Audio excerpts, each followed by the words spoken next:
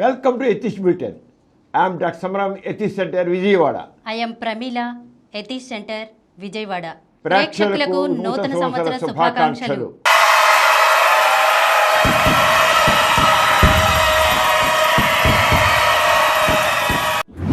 ముఖ్యాంశాలు: గతం కంటే భవిష్యత్ గొప్పది, నిన్నటి రోజు కంటే రేపటి రోజు మరింత మంచిది. ప్రముఖ నాస్తికులు గోరా. అతీత శక్తులనేవి అబద్ధం, అంధవిశ్వాసాలపై కొరడా జుళిపించిన ప్రముఖ రేషనలిస్ట్ ఎథిస్ట్ బసవ ప్రేమానంద్. ధ్యానంతో భగవంతునికి దగ్గరవుతారనేది మనిషిలోని మూఢత్వానికి ప్రతీక డాక్టర్ సమరం. మతం మనిషిని విడదీస్తుంది, నాస్తికత్వం మనుషులని ఏకం చేస్తుంది. నాస్తిక కేంద్రం. భిన్నత్వంలో ఏకత్వం భారతదేశం గొప్పదనం. ఆ గొప్పదనాన్ని భంగపరుస్తున్న కేంద్ర రాష్ట్ర ప్రభుత్వాల ధోరణులు. నాస్తిక కేంద్రం. నూతన సంవత్సరానికి స్వాగతం పలుకుతూ నూతనత్వానికి అడుగులేస్తున్న యూట్యూబ్లో సమరం ఛానల్స్. ముఖ్యాంశాలు చూశారు కదా, ఇక వివరాల్లోకి వెళ్దాం. డాక్టర్ గారు, గతం కంటే భవిష్యత్తు గొప్పది, నిన్నటి రోజు కంటే రేపటి రోజు మరింత మంచిది అని ప్రముఖ నాస్తికులు గోరా గారు అన్న మాటలను కాస్త వివరించండి. ప్రేమిల, నూతన సంవత్సరం వచ్చిందంటే మనందరం హుషారు happy new year, happy new year అని అరుస్తాం. అందరం, నువ్వు నేనుగా అందరం అరుస్తాం. ఎంత హుషారుగా అరుస్తాం అంటే ఇంత అంత కాదు. అర్ధరాత్రి 12 కొట్టింది అంటే happy new year, happy new year అంటాం. మరి ఇదే హ్యాపీ న్యూ ఇయర్ కింద సంవత్సరం కూడా అన్నాం, అంతకుముందు సంవత్సరం కూడా అన్నాం. అంటే గతం కంటే రాబోయే సంవత్సరం మోర్ హ్యాపీగా ఉంటుంది, ఉండాలి అని ఆకాంక్ష కదా. హ్యాపీ న్యూ ఇయర్ నిరంతరం మన జీవితాన్ని ఆనందమయం, సుఖమయం చేసుకోవాలని ఆశ, ఆకాంక్ష అందరిలో ఉంటుంది. నేను ఉండాలి, నువ్వు ఉండాలి, సమాజం అంతా హాయిగా ఉండాలి అనే కోరిక. హ్యాపీ న్యూ ఇయర్ ఏ ఒక్కడికి చెప్పేగా, అందరికీ కలిపి హ్యాపీ న్యూ ఇయర్ అని ఎంతమంది అందరికీ హ్యాపీ న్యూ ఇయరే, అంతే కదా. ఏ ఒక్కడి పర్టికులర్ వ్యక్తికి హ్యాపీ న్యూ ఇయర్ అని చెప్పాం, ప్రతి ఒక్క వ్యక్తికి చెప్తాం. మనం హ్యాపీగా ఉండాలి, ఎయిట్ వాళ్ళు హ్యాపీగా ఉండాలి. వాళ్ళు హ్యాపీగా ఉంటే మనం హ్యాపీగా ఉంటాం, మనం హ్యాపీగా ఉంటే వాళ్ళు హ్యాపీగా ఉంటారు. అంచేత ఈ happy new year, happy new year అనేది మరి చూసేదంటే ఏంటి, భవిష్యత్తు భవ్యంగా ఉండాలి. రేపటి రోజు, రాబోయే కాలం చాలా భవ్యంగా ఉండాలి. ఈ గడిచిన కాలం కంటే వచ్చే కాలం ఉంది. మరి happy new year, happy new year అంటే ఈ నూతన సంవత్సరం ఏమైనా కొత్తదానాన్ని అది వెంట పెట్టుకొస్తుందా? అసలు నూతన సంవత్సరం ఏమైనా మోసుకొస్తుందా అని మరి హ్యాపీ న్యూ ఇయర్ నడుస్తాం. ఎవరు ఈ హ్యాపీ న్యూ ఇయర్ చేసి అయ్యేది? ఎలా అవుతుంది హ్యాపీ న్యూ ఇయర్? మనం కోరుకునేటి భవ్యమైన భవిష్యత్తు ఎలా వస్తుంది? నూతన సంవత్సరం మోసుకొస్తుందా?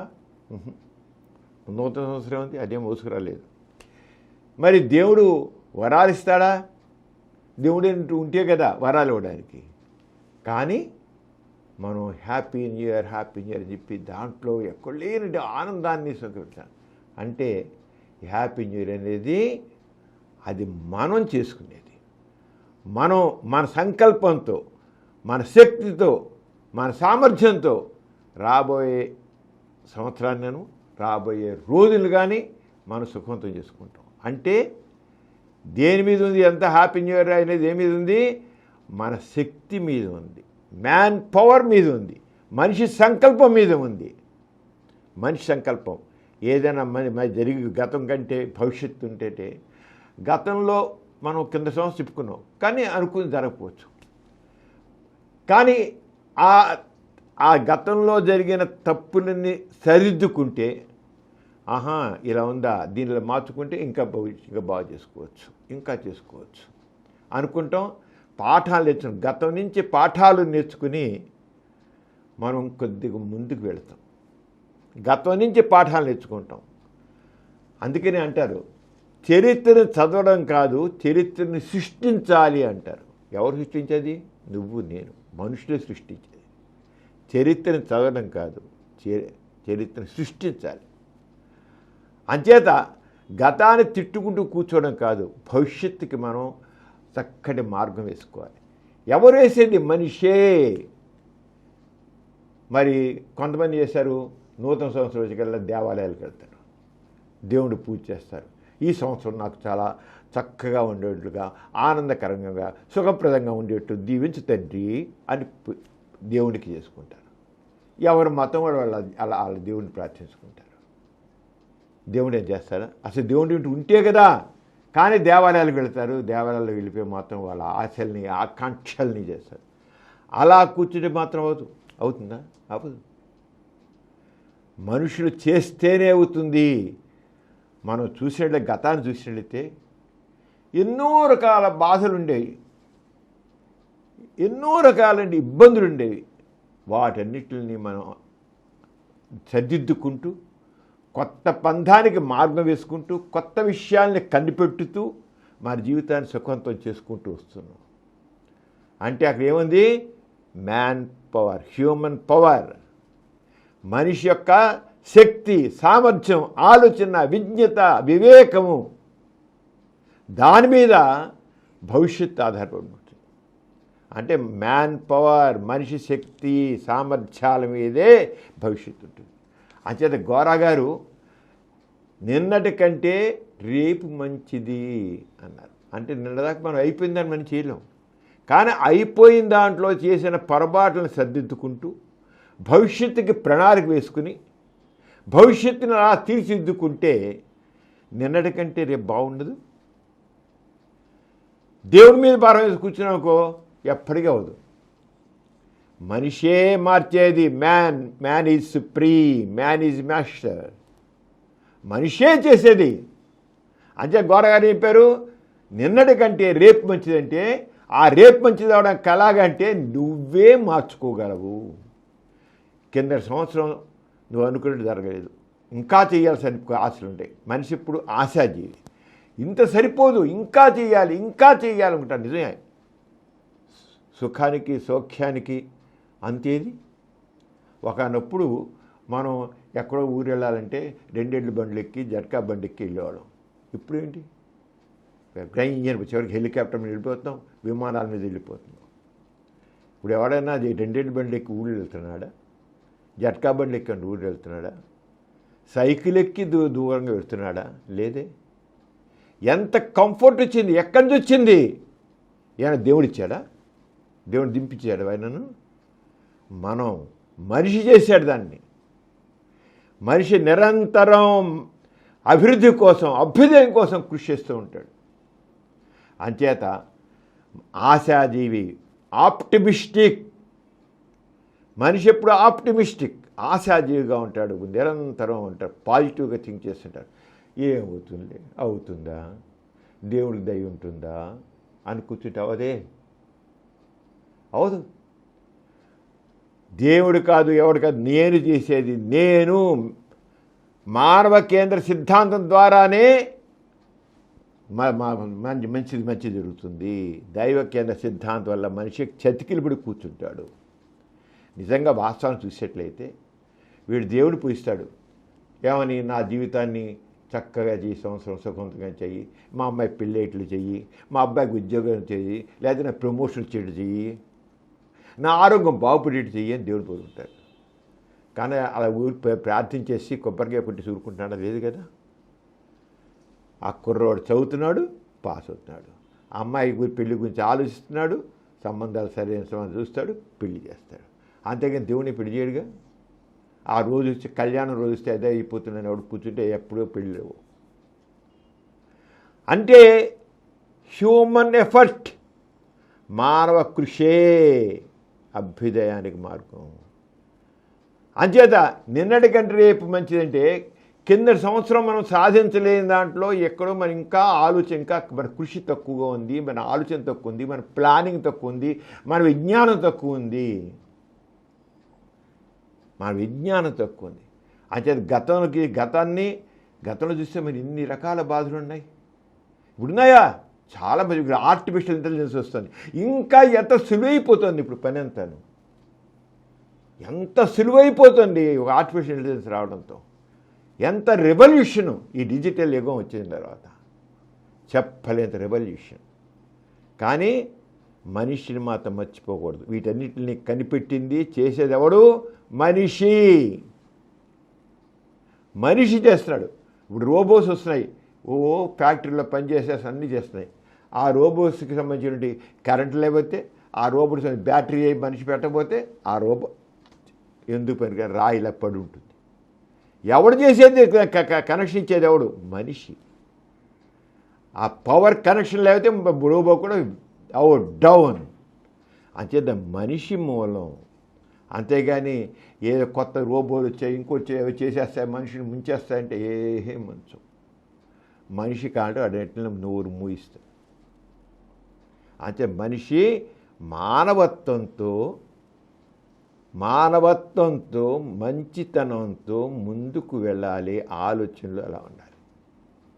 అంచేత ఈ అభివృద్ధి అంతా కూడా ఘోరంగా చెప్పారు. నిన్నటి కంటే రేపు మంచిది. అంటే మనిషి కృషి చేసి ఇంకా తప్పులు దిద్దుకుని ఇంకా కొత్త కొత్త ప్లాన్లతో కొత్త కనిపెట్టుకుంటూ దాన్ని ముందుకు వెళ్ళి మన జీవితం సుఖం. గతం కంటే భవిష్యత్తు గొప్పగా ఉంటుంది. మనం చూసాం. గతం కంటే భవిష్యత్తు కదా ఈనాడు మనం చూస్తున్నాం. ఎంతవరకు ఈ రోజు కంటే ఇవాళ కంటే రేపు ఇంకా మన ఊహ కింద అంత అభ్యుదయం వస్తుంది, రెవల్యూషనైజర్ వస్తుంది. అది దాంట్లో డౌట్ లేదు. ఎందుకని హ్యూమన్ ఎఫర్ట్, మనిషే మూలం. అది అలా చూసేది. అండ్ హ్యాపీ న్యూ ఇయర్ అన్నామంటే అలాగా. అంచేత గోరా గారు మరి ఈ రంగం అన్నారంటే దానికంటే మనిషి మూలం చేత ఈ హ్యాపీలో నాస్తి దృష్టిలో ఆశ అంటే నమ్మకం. మనిషే చేస్తాడు కనుక మనిషి చేస్తాడు. మనిషి బట్టి ఎంత మార్పు వచ్చింది. పూర్వకాలం 2 ఎడ్ల బండ్లు పోయేవాడు ఈరోజు విమానాల్లో వెళ్ళగలుగుతున్నాడంటే, 2 ఎడ్ల బండి మీద ప్రయాణం చేసేవాడు విమానాల్లో పరిగెడుతున్నాడు, హెలికాప్టర్ వెళుతున్నాడు, ఇంకో దాని మీద వెళుతున్నాడు అంటే ఎవడు చేశాడు మనిషి. అంచేత హ్యాపీ న్యూ ఇయర్. నిన్నటి కంటే రేపు మంచిది. నిరండి ఇవాడు మంచిది. ఈ రోజు కంటే రేపు మరింత మంచిది. ఇంకా భవిష్యత్తు ఇంకా మంచిది. గతం కంటే భవిష్యత్తు మంచిది. అంచేత దేని మీద గోరా గారికి ఆశ? నాసికత్వంలో దేని మీద ఆశ? మనిషి కృషి మీద ఆశ. హ్యాపీ న్యూ ఇయర్ అన్నాం. హ్యాపీ న్యూ ఇయర్ అంటే దేని మీద ఆశ? హ్యాపీ న్యూ ఇయర్ అంటే మనిషి కృషి మీద నమ్మకంతో హ్యాపీ న్యూ ఇయర్. నేను నీకు హ్యాపీ న్యూ ఇయర్, నువ్వు చాలా పైకి రావాలి అన్నా అంటే నువ్వు కృషి చేస్తావు, నువ్వు పైకి వస్తావు. నువ్వు కృషి చేస్తావు, పైకి వస్తావు. ఆశతో హ్యాపీ న్యూ ఇయర్ అట.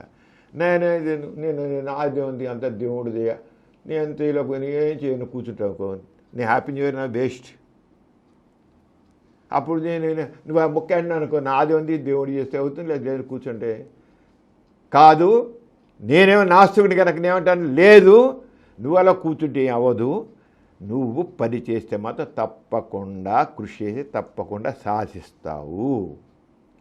అంతేదా గోరా గారు చెప్పిన దాంట్లో నిన్నటి కంటే రేపు మంచిది అని అన్నారంటే దేని మీద ఆశ, దేని మీద నమ్మకం? ఆ నమ్మకం మనిషి కృషి మీద. దేని మీద నమ్మకం? మనిషి బుద్ధి మీద. దేని మీద నమ్మకం? మనిషి శ్రమ మీద. దేని మీద నమ్మకం? మనిషి విజ్ఞానం మీద. వాటి మీద ఆశ ఉంది, వాటి మీద నమ్మకం ఉంది. నమ్మకం ఉండబట్టే నిన్నటి కంటే రేపు మంచిది అని అన్నారు. నిన్నటి కంటే రేపు మంచిది. మరి ఈ రకంగా మార్పు రావడంలో మనిషి ఆలోచనలో కృషిలో కొత్తదనం వచ్చినప్పుడు తప్పకుండా మంచి మార్పు వస్తుంది. హ్యాపీ న్యూ ఇయర్ అన్నాను నేను. కానీ దేంతో అన్నాను? నీ కృషి మీద నమ్మకం, నీ బుద్ధి మీద నమ్మకం, నీ విజ్ఞానం మీద నమ్మకం. ఆ నమ్మకంతో అన్నాను. అంచేత నువ్వు ఎప్పుడైతే కృషితో కొత్త ఆలోచనలతో కొత్త కృషితో ముందుకు వస్తావో తప్పకుండా మంచి మార్పు వస్తుంది. గతం కంటే మంచి మార్పు వస్తుంది. అలాగే చక్కని అభివృద్ధి వస్తుంది. మానవ జీవితం మరింత సుఖవంతం అవుతుంది. అంచేత దేవునికి, కర్మకి, అదృష్టాలకి, దురదృష్టాలకి మనిషి విలువిస్తే అభ్యుదయం ఉండదు. అభ్యుదయం ఉండదు. అభ్యుదయం కావాలంటే నాస్తికత్వంలో మనం చెప్పినట్లుగా మానవ కేంద్ర సిద్ధాంతంలో మనం చెప్పిన విధంగా మనిషికే విలువ. దేవుడికి, దైవభావాలకి, కర్మకి, దురదృష్టానికి కాదు. ఘోరగార మనిషి మీదే నమ్మకం. ఎవడైతే ఆశకున్నాడో వాడు కూడా తెలుసుకుంటాడు. నేను కృషి చేస్తేనే నేను సాధిస్తాను, కృషి చేస్తేనే బాగుపడతాను అని ఆస్తికుడు కూడా మారుతాడు అనుకోరాలి. తప్పకుండా నాస్తికత్వమే అభ్యుదయానికి మా బాట వేస్తుంది, అది ఇతరతర కాదు. అంచేత అరంగా చేశాడు. అంచేత కొత్త సంవత్సరంలో మరింత లాజికల్ థింకింగ్తో, సైంటిఫిక్ థింకింగ్తో, హ్యూమన్ పవర్ మీద నమ్మకం ఉంటే గతం కంటే భవిష్యత్తు భవ్యంగా ఉంటుంది. అంచేత హ్యాపీ న్యూ ఇయర్ మనం అన్నామంటే కావాల్సినటి లాజికల్ థింకింగ్ కావాలి. నిన్న నువ్వు సరిగా ఈ పని జరగలేదు, ఎందుకు జరగలేదు, ఇది చేసి ఎలా చేసి అవుతుంది, ఎలా సాధిస్తే అవుతుంది, ఎందుకు అవ్వలేదు అనే లాజికల్ థింకింగ్ నీవు ఎప్పుడు డెవలప్ చేసుకుంటావో, సైంటిఫిక్ నాలెడ్జ్ని, సైంటిఫిక్ థింకింగ్ని, సైంటిఫిక్ టెంపర్ నువ్వు ఎప్పుడు డెవలప్ చేసుకుంటావో నువ్వు తప్పకుండా అభివృద్ధిని సాధిస్తావు, తప్పకుండా సాధిస్తావు. అంతేకాకుండా హ్యూమన్ ఎనర్జీ మీద, హ్యూమన్ పవర్ మీద మనిషికి నమ్మకం ఉండాలి. అప్పుడు గతం కంటే భవిష్యత్తు భవ్యంగా ఉంటుంది. అంచేత మనం గతంలో తీసుకున్నట్లయితే మన చరిత్రను కాస్త వెనక్కి తిరిగేసి చూస్తే గతంలోకి వెళితే ఎంత బానిసత్వం ఉంది. మనం కొద్ది కాలం చేస్తే ఒక 70 సంవత్సరాలు వస్తే మనం బ్రిటిష్ వాళ్ళ పాలన ఉన్నాం, పరాయి పాలనలో ఉండి బానిసలుగా బతికాం మనం. అంతకుముందు మరింత బానిసలుగా బతికారు. దోపిడీకి, దుర్మార్గానికి, దుష్టత్వానికి మనందరం గురయ్యాం. మరి ఈరోజు మరి ఎంత మార్పు వచ్చింది? ఎవరు తెచ్చారు మార్పు? దేవుడిచ్చాడా? మనం సాధించుకున్నాం, స్వాతంత్ర్యం, మన ప్రభుత్వాన్ని మనం నిర్మించుకున్నాం, రాజ్యాంగాన్ని మనం నిర్మించుకున్నాం, దాని ప్రకారం పాలన చేసుకున్నాం, బాగుపడ్డాం. మరి గతం కంటే భవిష్యత్తు గొప్పగా ఉంటుంది అన్నారు. కారణం అంటే వీటన్నిటిని నిమిత్తం. అంచేత బానిసత్వం ఉండేది, దాన్ని పారదోలేం. బానిసత్వం పారదోలేం. స్త్రీలకు హక్కులు ఉండేవి కాదు, ఒంటింటి కుందేళ్ళలాగా ఉండే ఒంటిలో ఏ రకమైన విలువ ఉండే కాదు. పురుషునికి విలువ, స్త్రీకి ఏ రకమైన విలువ లేదు. మరి స్త్రీలు పురుషులతో సమానంగా ఉన్నారు. Human rights to equal all human beings. మగ లేదు, ఆడ లేదు, అందరికీ సమానం. ఈ జాతి లేదు, ఆ జాతి, ఈ వర్ణం లేదు, ఆ వర్ణం, ఈ కులం లేదు, ఆ కులం లేదు, అందరికీ సమానం. All are equal before law. పూర్వకాలం ఉందా? కేవలం డబ్బున్న వాళ్ళకి, పెత్తందారులకి, వాళ్ళకే విలువ, మామూలుకి. ఇప్పుడు ప్రతి ఒక్కరు 21 ఏళ్ళ ప్రతి ఒక్క వ్యక్తికి, 18 ఏళ్ళ ప్రతి ఒక్క వ్యక్తికి ఓటు హక్కు ఉంది. తను కావాలంటే ఎలాంటి వాళ్ళకి తను నెగ్గించుకోగలడు, తీసి పక్కన పడేయగలడు. ఎక్కడి నుంచి వచ్చింది? మనం చేసుకున్నాం.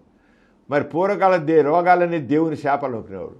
ఇప్పుడు వైద్యశాస్త్రం ఎంత అడ్వాన్స్ అయిపోయింది, మెడికల్ సైన్స్. ఎన్ని రోగాలను మనం జయించేసాం. ఏమంటే దేవుడు చేశాడా? కొద్ది కాలంలో, కొద్ది దశాబ్దాల్లో మనం సాధించినటువంటి విప్లవం, సాధించిన అభివృద్ధి అమోఘం. దేవుడైతే ఎప్పుడు చేయాలిక? ఎన్ని యుగాలు గడిచాయి. దేవుడు ఎందుకు చేయలేదు? దేవుడు అనేవాడే ఉంటే ఎందుకు చేయలేదు? ఎవడు చేశాడు ఈ మార్పు? నిన్న మన దాకా ఏదైనా రోగం వస్తే, లేదు మసూచికం వస్తే, ఇంకోటి వస్తే దేవుని శాపం, దేవత కోపం అని కూర్చున్నారు. ఎడ్వర్డ్ జెన్నర్ టీకా కనిపెట్టాక ఆ మసూచికం లక్షలాది మంది మృత్యువాత పడ్డ జబ్బు నామరూపాలు లేకుండా పోయింది. పోలియో వచ్చి ఎంతమంది అంగవైకల్యం పొందేవాళ్ళు. పోలియో చుక్కలు వేసిన కల్లా పోలియో లేకుండా పోయింది. ఎవరు చేశారు ఇది? దేవుడా? మనిషి. అంచేత మనిషి నిరంతరం ఆశాజీవంగా ఉండాలి. హ్యాపీ న్యూ ఇయర్ అన్నావంటే నీవు విజృంభించు, నీ శక్తిని చూపించు, నీ జ్ఞానాన్ని చూపించు, నీ బుద్ధిని చూపించు, నీలో మానవతను చూపించు, అభ్యుదయం అడుగయ్యి అని అర్థం. అభ్యుదయం వచ్చేది ఎవరి మీద? ఎవరితో? నీ ద్వారానే. హ్యాపీ న్యూ ఇయర్ చెప్పానంటే రాబోయే యుగం గొప్పగా ఉండాలంటే నువ్వు కృషి చెయ్యి, నేను చేస్తాను. మనతోనే ఉంది అభ్యుదయం, దేవుడితో కాదు, దేవతతో కాదు. అలాగనే కులమత లింగ వివక్షత ఎంతో ఉండేది, ఇప్పుడుందా? ఎందుకు లేదు? ఎలా పోయింది లేకుండా? మన రాజ్యాంగం ఆల్ ఆర్ బిఫోర్ లా, కులాలను పెట్టి మనుషులు వివక్ష వేసే పని కాదు. అలాగే మెడికల్ సైన్స్ బాగా అడ్వాన్స్ అవ్వడంతో ఏంటి అయిపోయింది, ఇదివరకు సగటు వయసు 32 సంవత్సరాలు ఉండే స్వాతంత్రం చేయడానికి సగటు వయసు 32 సంవత్సరాలు, ఇప్పుడు 72 సంవత్సరాలు సగటు వయస్సు. శిశుమరణాలు ఎన్నుండేవో, 100,000 శిశుమరణాలు, లక్షలు. మరి ఏంటి అయిపోయింది? Medical science. ఎవరు చేశారు? మెడికల్ సైంటిస్టులు. దేవుడా? దేవుడు. హ్యాపీ న్యూ ఇయర్ అని చెప్పామంటే మన బుద్ధికి హ్యాపీ, మన జ్ఞానానికి హ్యాపీ, మన శక్తికి హ్యాపీ, మన సామర్థ్యానికి హ్యాపీ, మనలో ఉన్న మానవత్వానికి హ్యాపీ. ఆ రకంగా మనం చేయాలి. అంచేత మనం ఏ రకంగా సాధించామని మనం హ్యూమనిస్టిక్ అప్రోచ్, మనిషిలో ఉన్న హ్యూమనిస్టిక్ అప్రోచ్ వల్లే మానవ హక్కులు సాధించాం, రాజ్యాంగపరంగా సమానత సాధించాం, మెడికల్ సైన్స్ అభివృద్ధి చేసుకున్నాం, అందరికీ ఎడ్యుకేషన్కి ఇచ్చాం, అలాగే చట్టపరమైన రక్షణ అందరికీ ఇచ్చాం. పూర్వకాలం చట్టపరమైన రక్షణ ఎవరికి ఉంది? ఎక్కడ హ్యాపీ న్యూ ఇయర్ అని చెప్పామంటే ఎందుకని? ఎవరికది హ్యాపీ న్యూ ఇయర్?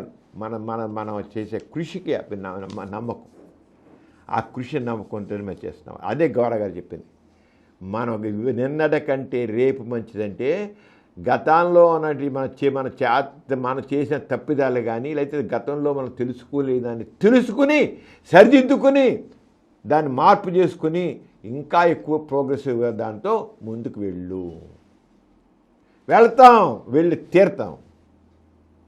ఎందుకంటే మనిషి యొక్క మేధస్సు అంత గొప్పది, మనిషి మేధస్సు అంత గొప్పది. అది గోరగారిది. అంచేత ఇప్పుడు వచ్చిన ఇవన్నీ కూడా మనం చెప్పుకున్న మానవ హక్కులు కానీ, రాజ్యాంగ సమానత్వం కానీ, మెడికల్ సైన్స్ అడ్వాన్స్మెంట్ కానీ, అందరికీ ఎడ్యుకేషన్ కానీ, చట్టపరమైన రక్షణ కానీ ఏమైనా దేవుడు ఇచ్చాడా?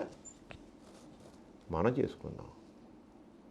అంబేద్కర్ నాయకత్వంలో మనం రాజ్యాంగాన్ని నిర్మించుకున్నాం, మన రక్షణ మనం చేసుకున్నాం. ఇంత హాయిగా మనం మాట్లాడుకుంటున్నాం. అలాగే అంచేత మనం చేసినట్టే గతం నుంచి నేర్చుకున్న పాఠాల వల్లే ఆశతో ముందుకు సాగి అభ్యుదయానికి బాట వెయ్యాలి. అంచేత మంచి కోసం ఎదురు చూడడం కాదు. ఆస్తికుడిలాగా ఆస్తికుడు చేస్తాడు కృషి, కానీ ఎదురు చూస్తూ ఉంటాడు. కానీ దాన్ని మనమే నిర్మిస్తామని, మంచిని మనమే నిర్మిస్తామని ఆలోచనతో, శ్రమతో, మానవత్వంతో, ఆశతో ముందుకు మనం పయనించాలి. అదే హ్యాపీ న్యూ ఇయర్.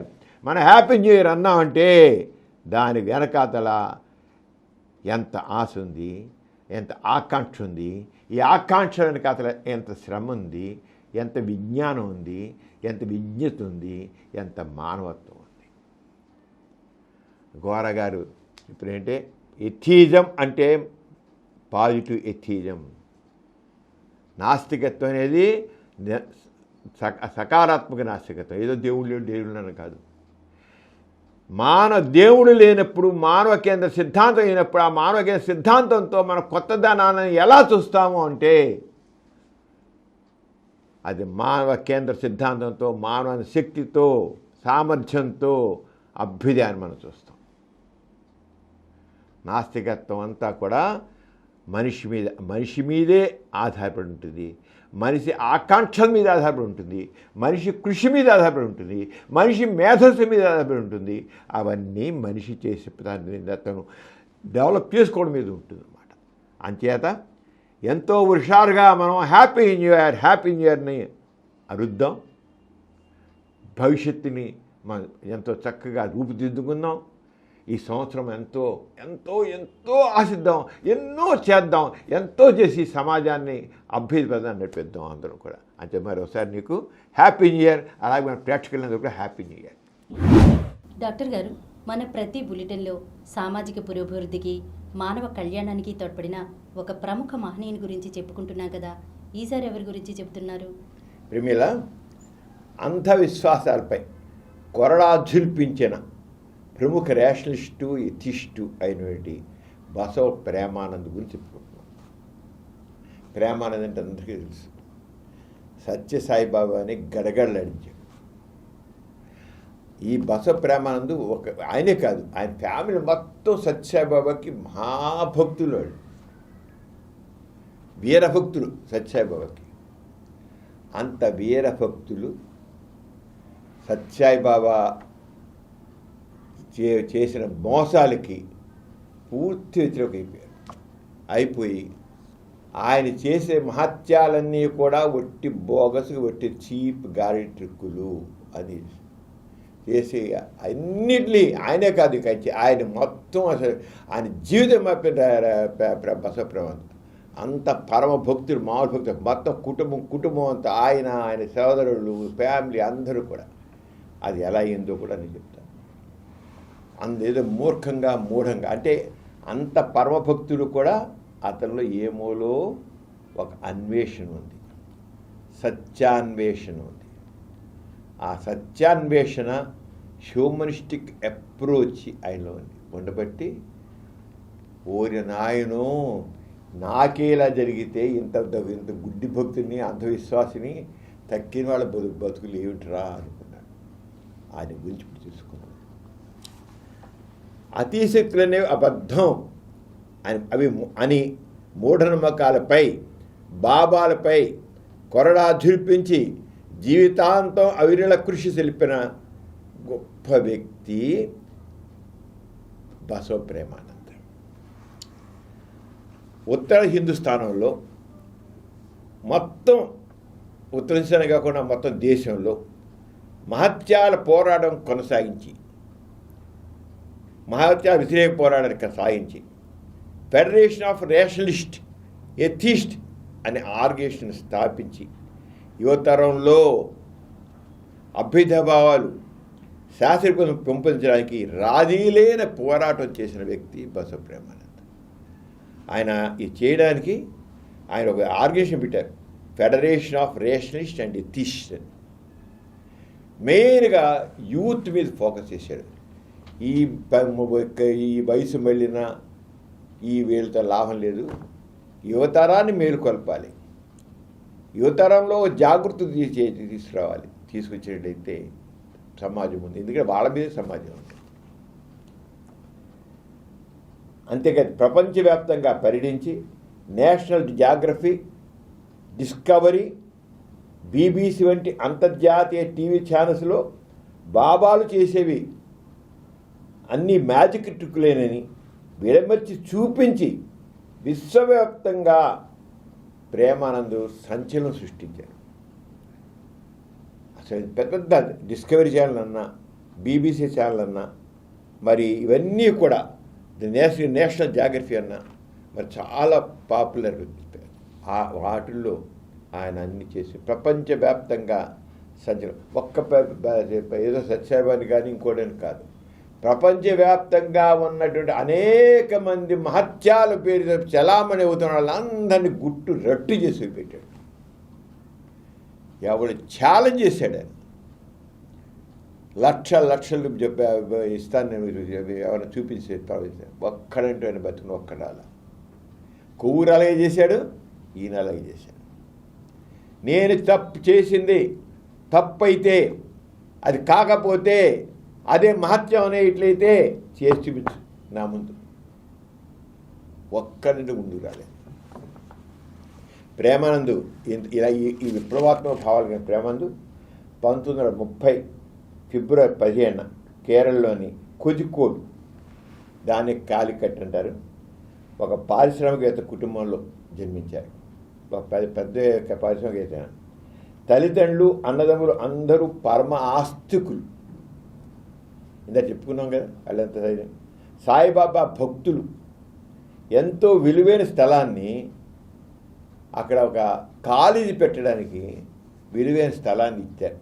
మీరు కాలేజీ పెట్టండి, ఎడ్యుకేషన్ అంటే అన్ని ఖాళీకి వచ్చే విలువైన స్థలాన్ని బాబాకి భక్తి శ్రద్ధలతో సమర్పించాడు. కానీ ఎంతకాలమైనా కాలేజీ లేదు, ఆ స్థలం ఏమైందో కూడా తెలియదు. ఆ స్థలం ఏమైందో కూడా తెలియదు. అసలు ఇక అడగడానికి వీలు లేకుండా వీళ్ళు దూరం చేసి పరిశారు. నువ్వు ఇవ్వడం అయిపోయింది, నువ్వు అడిగి ఆ హక్కు లేదు నీకు.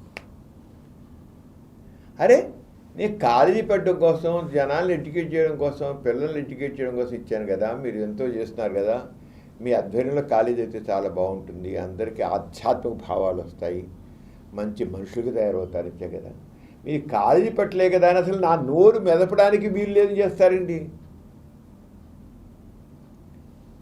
ఎవరు చివరికి ఇంకా చేసి ఏం అసలు మా దగ్గర రాని వాళ్ళు దగ్గర రాకపోతే ఇంకా అక్కడి చేసారంటే ఇక అసలు ఏంటి హిమాలయాలో ఉంటారంటారు బాబాలు స్వామీజీలు, అసలు వాళ్ళు గుట్టేంటి, వాళ్ళు నిజమైన వాళ్ళ, ఈయన ఏదో మోసం చేశాడు అని హిమాలయాలకు వెళ్ళాడు. ఈయన ఇంకా హేతువాదిగా మారలేదు, ఎథిస్ట్గా మారలా, సత్యాన్వేషుడుగానే ఉన్నాడు. ఈయనేమో ఇలా చేశాడు, దగా చేశాడు, అసలు దగ్గరగానే అనట్లేదు, నీకు అడగడా హక్కు లేదు అంటున్నాడు, నువ్వు పో అన్నారు, అసలు మాట్లాడట్లేదు నాతోను. ఇలాంటప్పుడు ఏంటి అసలు ఈ బాబా సరిగిన తక్కిన బాబాలు ఎంతమంది ఉన్నారు కదా, వాళ్ళు ఎలా ఉన్నారు, వాళ్ళు నిజంగా సంతకులుగా ఉన్నారా అనుకున్నారు. వెళ్ళి అక్కడి నుంచి అనేక తీర్థ స్థలాలకు వెళ్ళాడు, అక్కడున్న బాబాలని వాళ్ళ దగ్గర కలిశాడు, ఎన్నో ధార్మిక స్థలాలు తిరిగాడు.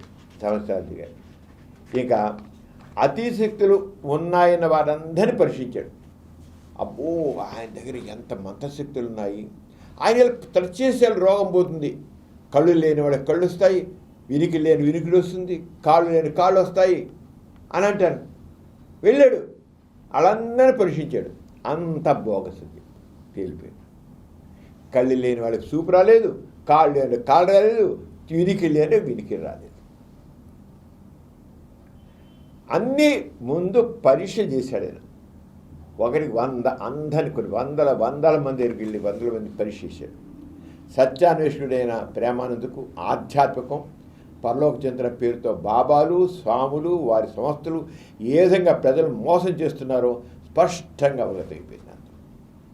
చూశాడు కదా, ముందు ఓపెన్ హార్ట్తో వాళ్ళందరినీ చూశాడు. చూసే ఇదంతా మోసం అంతే. దాంతో ప్రేమానంద నాస్తికుడిగా పరిణామం చెందాడు. దేవుడు లేదు, దైవశక్తి లేదు, దైవ మహిమ లేదు, మంత్రాలు లేదు, అంత బోగస్. ఆయన అన్ని తీర్థస్థలాలకు వెళ్ళాడు, ఎక్కడో అందరికి వెళ్ళాడు. చివరికి తన జీవితాన్ని పూర్తిగా మూఢనమ్మకాల నిర్మూలనకు, బాబాల బండారాన్ని బట్టబయలు చేయడానికి వినియోగించాలని నిర్ణయించుకున్నాడు. ఓరి నాయనో, నన్నే ఇలా బురిడి కొట్టించాడు సత్యబాబా, తక్కిన బాబాలు అందరినీ ఇలా బురిడి కొట్టిస్తున్నారు. నో, వీళ్ళందరినీ మనం ఎక్స్పోజ్ చేయాల్సి, లేకపోతే జనం అంతా జనం మూఢత్వంలో ఉండి వీళ్ళందరూ చేసేటువంటి గాడి టిక్కుల్ని మహత్యాలను నమ్ముతూ మోసపోతున్నారు, బతుకులు నాశనం చేసుకుంటున్నారు. కాదు, వీళ్ళు చేతం చేయాలి. బాబాలు స్వామీజీలు లేదా దైవశక్తులు ఉన్నాయన్నమాట ఒట్టిది, వాళ్ళు మామూలు మనుషులే. అసలు దేవుడు ఉన్నాడే లేడు, దైవశక్తులు అనేవి లేవు, మంత్రశక్తి అంటే లేదు. అంతే జనాలు ఎడ్యుకేట్ చేయాలనుకున్నాడు. ఏం లేదు, దేవుడు లేదు, దైవశక్తి లేదు, మంత్రశక్తులు లేవు అని నిర్ణయానికి వచ్చారు. అంటే 1969లో మార్త్యాల వ్యతిరేక ఉద్యమ నాయకుడు డాక్టర్ అబ్రహాం కోవర్ని కలవడం ప్రేమానంద జీవితంలో పెద్ద మలుపు. మరి ఈయన అబ్రహాం కోవూర్ అంటే అందరూ తెలుసు. ఆయన ఆయన ప్రొఫెసర్, బాటనీ ప్రొఫెసర్ అయిన కొలంబోలో ఉండేవారు. ఆయన కోర్స్ ఈ బిలాంగ్స్ టు కేరళ వెళ్ళిపోయి సిలోన్లో ఆయన స్థిర నివాసం చేశారు. అక్కడ ఆయన రేషనలిస్ట్గా ఉండి చాలా చేసి ఆయన కూడా ఇలాగే ఎంతమందో బాబాల్ని, స్వామీజీల్ని వీళ్ళందరినీ ఎక్స్పోజ్ చేసి వచ్చాడు. ఎప్పుడైతే అబ్రహాం కోవూర్ని ప్రేమాన్ని కలిశాడో ఇంకా ఆయనకి మంచి ఊపు వచ్చింది. ఆయనతో కలిసి ఇది తిరిగారు. 1978 సెప్టెంబర్లో కోవూరు మరణించడంతో 1978లో కోవూరు మరణించారు.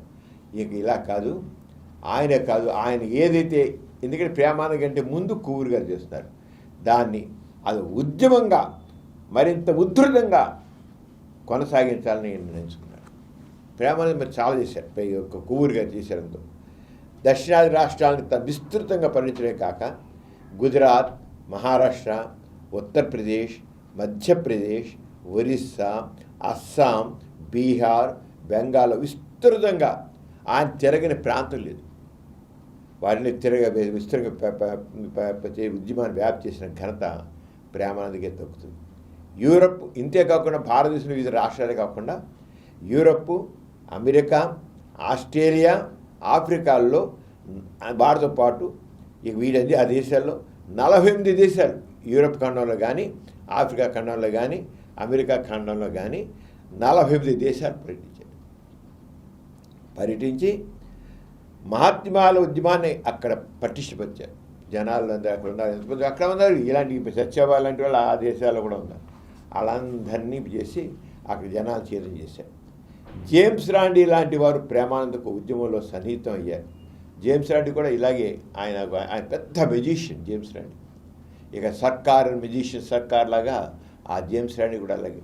ఆ జేమ్స్ రాండీ ఏం చేశారంటే ఆయనకు ఇద్దరికి ప్రేమానందం కలిసి చేసి ఏది అడిగితే ఇది చేసి ఉంచడం. ఆ బాబా చేశాడు, సోమ చేస్తారు కానీ వీళ్ళు చేసి ఉంచడం. ఆ జేమ్స్ రాండీ చేసి చాలా చేశారు. ఎవరైనా మహాత్మాలు దురిపిస్తే 10 లక్షలు ఇస్తామని ఆ రోజులో 10 లక్షలు అంటే ఇప్పుడు చూస్తే కోట్ల రూపాయలు ఇస్తామని ప్రేమాను ఛాలెంజ్ చేసినా ఒక్కడ కూడా ముందుకు రాలేదు. సాయిబాబా చేసే ప్రతి ట్రిక్కు మీటింగులో ప్రేమాన్ని చేసి చూపించారు. సాయిబాబా విభూతి ఇస్తారు కదా, విభూతి ఉంగరాలు ఇస్తారు కదా, నెక్లెస్లు ఇస్తారు కదా, గోల్డ్ చైన్లు ఇస్తారు కదా, అన్నీ చేసి ఇదిగో ఇదిగో ఇదిగో అని చూపించారు.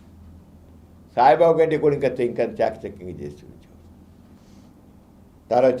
తర్వాత సాయిబాబా అక్రమాలపై సాయిబాబా ఇన్ని రకాల అక్రమాలు చేసాడు, ఈ స్థలం తీసుకుని దగ్గర రావడం లేదు నా ఇష్టాన్ని అన్నా కదా, అక్రమాలపై 1000 పేజీల పుస్తకం అని వివరించారు. సాయిబాబా చేసే మోసాలని 1000 పేజీలతో పుస్తకం రాశారు. 1000 పేజీలు ఆయన రాసిన మోసాలను బట్టబయలు చేస్తూ 1000 పేజీలు రాశారు. 3 దశాబ్దాల పాటు దేశవ్యాప్తంగా ఎన్నో మ్యాజిక్ శిక్షణా శిబిరాలు నిర్వహించాడు. యువకులను ఉత్తేజపరిచారు. ఆయన 10,000కు పైగా ట్రిక్కులు నేర్చుకున్నారు. 10,000కు పైగా ట్రిక్కులు నేర్చుకున్నారు. తగినన్ని ఆర్థిక వనరులు, సమయం లేక వాటిని ప్రచురించే పుస్తకం కొన్ని చాలా చేశారు. ప్రేమానందం ఎన్నో ట్రిక్కుల్ని పుస్తకాలుగా తీసుకొచ్చాడు. ఇంకా రాయాలి 10,000గా ట్రిక్కులు. ప్రతి ట్రిక్కు ఎలా చేస్తారో, ఈ స్వామీజీలు ఎలా చేస్తారో అన్ని ఈ చిన్న స్వామి, పెద్ద స్వామీజీలు, మంత్రగాళ్ళు, మంత్రి చెప్పేవన్నీ కూడా ఎలా అంటే హంబక్కు మీరు చేయొచ్చు అని చేసి అవన్నీ వివరించి చూపించారన్నమాట. ఆయనకి ఇంకా పుస్తకాలు వెలువరించి తగిన ఫైనాన్స్ లేక కొన్ని ట్రిక్కులు చేయలేకపోయారు. ప్రేమానందపై ప్రపంచంలో వివిధ భాషల్లో వ్యాసాలు, టీవీ ఇంటర్వ్యూలు ప్రసారం అయ్యాయి. 1970 నుండి ప్రేమానందకు నాస్తిక కేంద్రంతో సన్నిహిత సంబంధం ఉంది. 1970 నుండి గోరా గారు అప్పుడు ఉన్నారు. గోరా గారు 1975లో పోయారు కదా. 70 నుంచి గోరా గారితో ఆయన కూడా తిరిగి గోరా గారి మీటింగుల్లో పాల్గొని నాస్తిక జరిగిన ప్రపంచ నాస్తిక సభల్లో పాల్గొని చాలా చేశారు. 2009 అక్టోబర్ 4న ఆయన మరణించారు. నాస్తిక కేంద్రంలో జరిగిన అన్ని ప్రపంచ నాస్తిక సభల్లో పాల్గొని ప్రదర్శనాత్మక ఉపన్యాసాలు ఇచ్చారు. 2 సంవత్సరాలు ఆయన చివరి రోజుల్లో క్యాన్సర్ వచ్చిందని తెలిసింది. క్యాన్సర్తో బాధపడ్డారు. ఆయనకి చివరి 2 సంవత్సరాలు క్యాన్సర్ ఉన్నప్పటికీ, క్యాన్సర్తో బాధపడుతున్న మెథడ్ ఆఫ్ సైన్స్ అనే ఎగ్జిబిషన్ రూపొందించారు. ఆయన కుజికూడిలో ఉన్నారు కదా, ఆ కుజికూడిలో మెథడ్ ఆఫ్ సైన్స్ అనే ఎగ్జిబిషన్ రూపొందించి శాస్త్ర దృష్టి ప్రజలు వ్యాప్తి చేయడానికి ప్రేమానందు కోయంబత్తూరు దగ్గర పోదనూరులో నిలిపారు. ఈయన అక్కడ దగ్గరలో అనమాట. పోదనూరులో మెథడ్ ఆఫ్ సైన్స్ అనేది నిలిపారు. నాస్తికులైన ప్రేమానందకు సైన్స్ జనసామాన్యులు వ్యాప్తి చేసేందుకు మరి విచిత్రం చూడు, ఎంత చేశారు కనుక. అప్పుడు ఇప్పుడు ప్రభుత్వం కాదండి, అప్పుడు ప్రభుత్వం ఈ సైన్స్ని వ్యాప్తి చేస్తున్నాడు బాగా అని చెప్పి scientific knowledge, scientific temper develop చేస్తున్నాడని అప్పటి ప్రభుత్వం, భారత ప్రభుత్వం ₹1,00,000 అవార్డు ఇచ్చింది. ఇప్పుడు ప్రభుత్వం ఇస్తున్నా ఇంకా అది ఏమైనా చేసి ఇవ్వచ్చు కూడా. అప్పుడు ప్రభుత్వం ₹1,00,000 అవార్డు ఇచ్చింది. ప్రేమానంద్ స్కెప్టికల్ ఎంక్వైరీ అనే ఒక నాస్తి పత్రిక కూడా నిర్వహించారు. ఎన్నో పుస్తకాలు ప్రచురించారు. ప్రేమ 2009 అక్టోబర్ 4న మరణించారు. 2009 అక్టోబర్ 4. ఆయన శరీరాన్ని కోయంబత్తూరు మెడికల్ కాలేజీకి దానం చేశారు. ప్రేమానంద్ జీవితం కృషి యువతరానికి ఎంతో స్ఫూర్తిదాయకం. ఇదమ్మా ఈ రంగా మూఢనమ్మకాల మీద పోరాట సాగించిన వ్యక్తులు జనాల్ని ఎంతో జాగృతం చేశారు. మౌఢ్యం సమాజ ప్రగతికి అవరోధం. అంతే.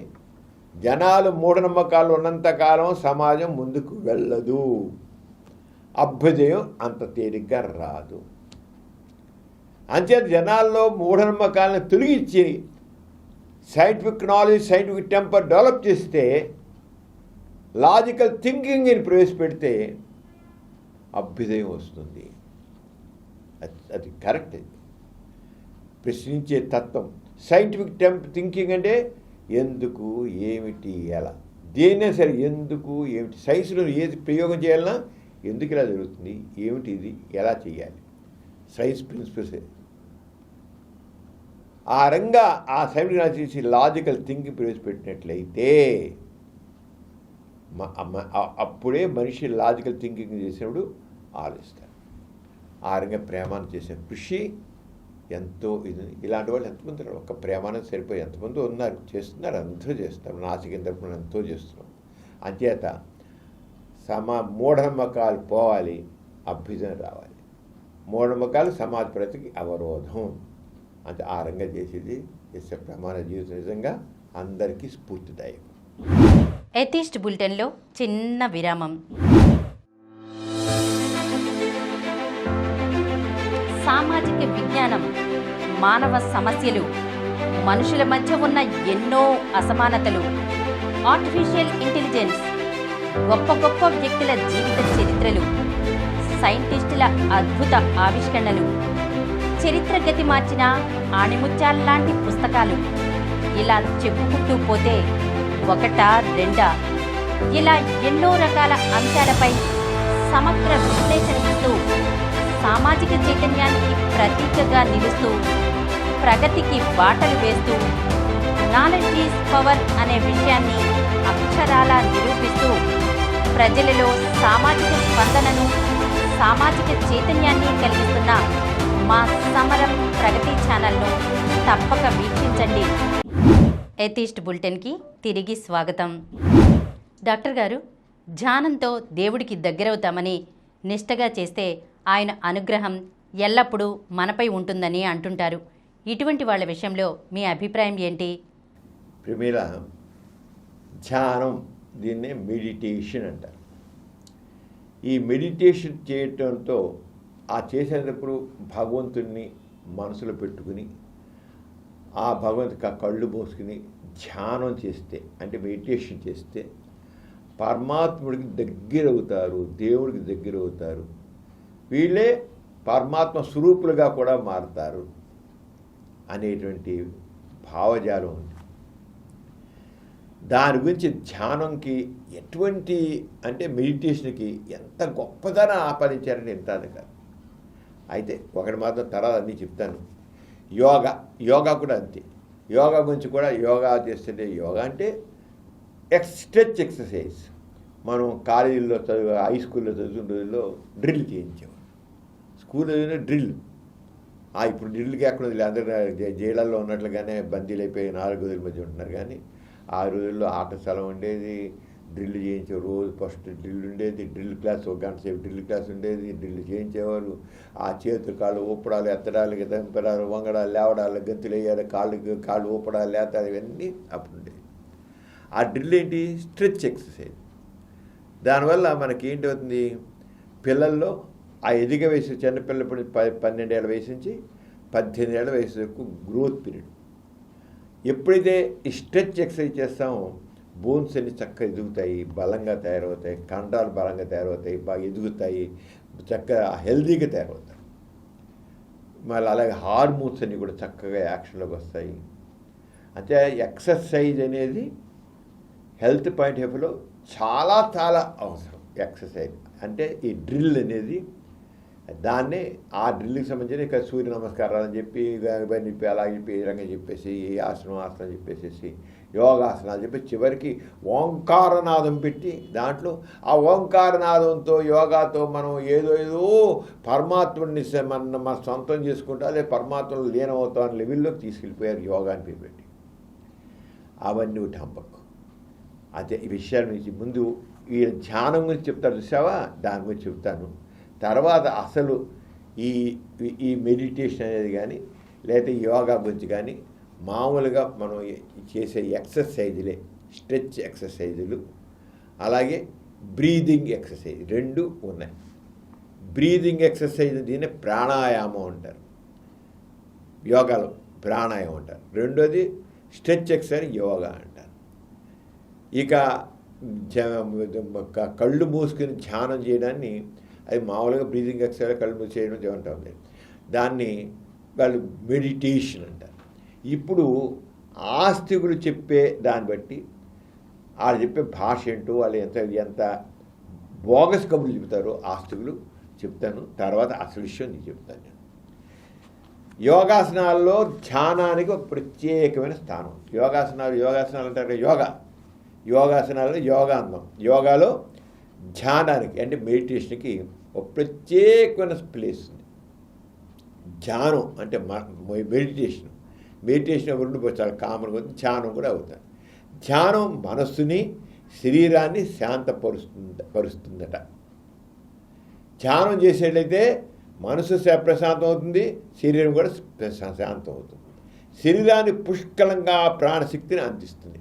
ప్రాణశక్తి మనలో ఉన్నంటే ప్రాణశక్తి అన్నమాట. ఆ ప్రాణశక్తిని అందిస్తుంది. ఏది? యోగా. శరీరాన్ని తేజస్సుతో నిలుపుతుంది. తేజస్సు ఎందుకంటే భగవంతుని యొక్క ఆశీస్సులు వస్తాయి కదా, యోగా చేయడంతో భగవంతుని ఆశీస్సులు వస్తాయి. ఎందుకంటే భగవంతునికి దగ్గర అవుతావు నువ్వు, భగవంతుని కృప వస్తుంది, భగవంతుని నువ్వు దర్శిస్తావు అన్నమాట. యోగా చేయడంతో భగవంతుని దర్శించాడు కదా, నువ్వు వాడితో ఒకసారి నీళ్ళు అక్కడ ఇది వస్తుంది, తేజస్ ఆ భగవంతుని యొక్క ఇది నీకు వస్తున్నవాడు. అంతే నీళ్ళు ఏమొస్తుంది? తేజస్సు వస్తుంది. ధ్యానం చేయడంతో కొంతకాలానికి ఆత్మజ్ఞానం కలుగుతుంది. ఆత్మజ్ఞానం అంటే నీ గురించి తెలుస్తుంది. నువ్వేమిటి, నువ్వు ఎక్కడి నుంచి వచ్చావు, ఎవరు నువ్వు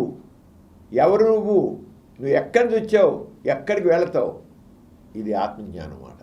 నువ్వెవరు అసలు? అహం బ్రహ్మాస్మి, నువ్వే దేవుడివి, నీలోనే దేవుడు ఉన్నాడు.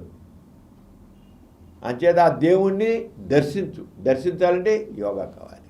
నీలో దేవుణ్ణి చేయాలంటే యోగా, అది దేవుని మనసు పెట్టుకో. ప్రకృతి బంధాల నుండి విడిపడి స్వేచ్ఛా జీవితాన్ని జీవాత్మ పొందేలా ధ్యానం సహకరిస్తుంది. మనకి ఈ రకం ఇహలోకంలో ఉన్నట్టు ఈ రకమైన సుఖాలన్నింటినీ వదిలేసేసి ధ్యానం చేసేట్లయితే ఈ ఆ ఒక రకమైన జీవాత్మ ఆత్మ పరమాత్మ దగ్గరికి వెళుతుంది. ఉదయం ఇది టైం కూడా చూడు, ఉదయం 4 గంటల నుండి మెడిటేషన్ ఎప్పుడు చేయాలి? ధ్యానం ఉదయం 4 గంటల నుండి 8 గంటల లోపు టైం. అదే ఉదయం 4 గంటల నుంచి 8 గంటల లోపు.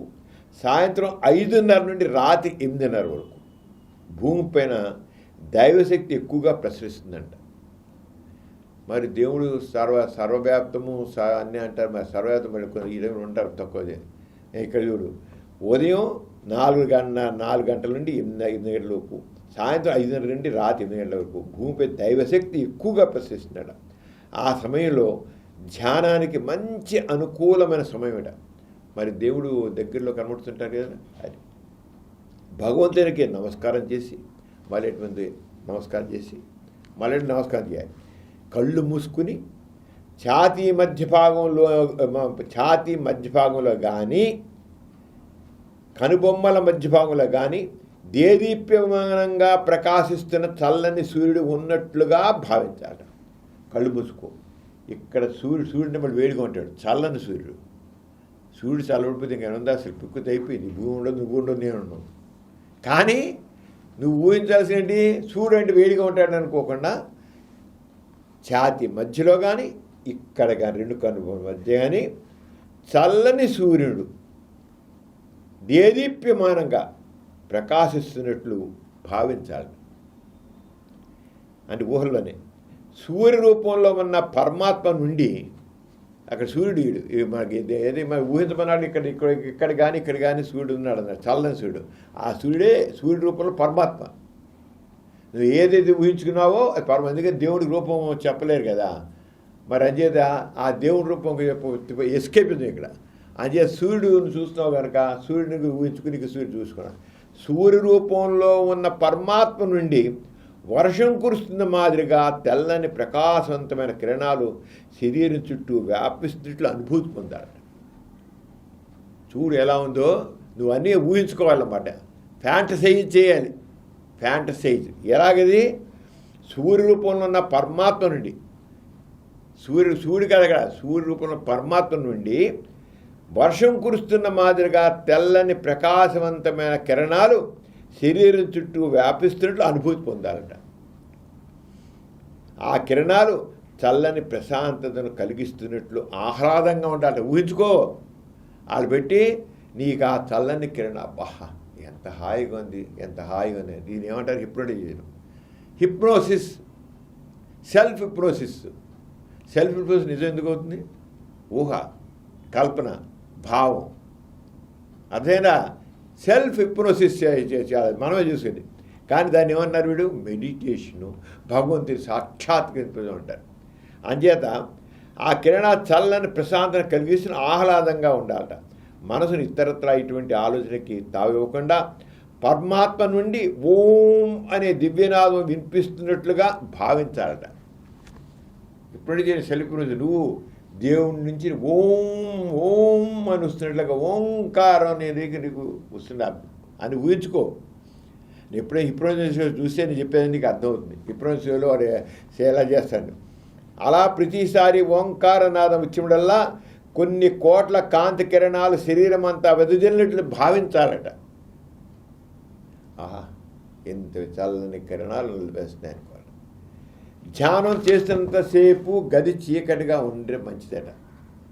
ఆ గదిలో ధ్యానం చేసిన వ్యక్తి తను ఒక్కడే ఉన్నట్లు, భగవంతుడు తనతోనే ఉన్నట్లు అనుభూతిని పొందాలట. అలా ధ్యానం ఎంతసేపు చేస్తే అంత మంచిదట. ఇది మెడిటేషన్. అంటే మెడిటేషన్ ఇది సెల్ఫ్ హిప్నోసిస్. మెడిటేషన్ ఎందుకు చేయాలి?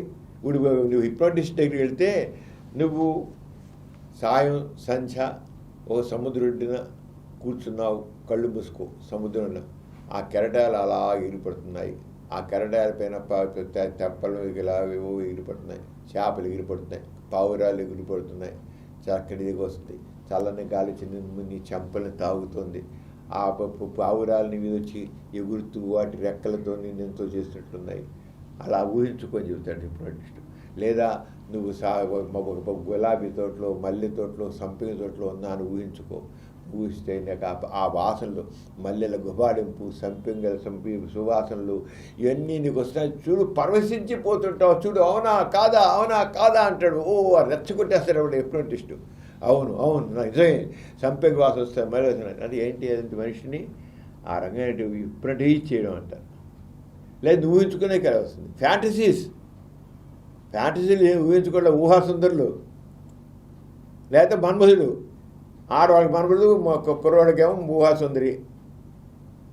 అవి కూడా ఇప్పుడే అక్కడ దేవుడు కదా. అక్కడ వీళ్ళు చూస్తేనేమో వీళ్ళు ఇంతకంటే దేవుడి కంటే ఈ స్వప్న సుందరులను వీళ్ళని ఊహించుకోవడం ఎక్కువ. అసలు ఎంతమంది ఫ్యాంటసీలు పోతున్నారు కుర్రోళ్ళు, కుర్రములు. ఫ్యాంటసైజ్ చేయడం మనిషికి ఫ్యాంటసీ అనేది కూడా ఒక రకమైన రిలీఫ్.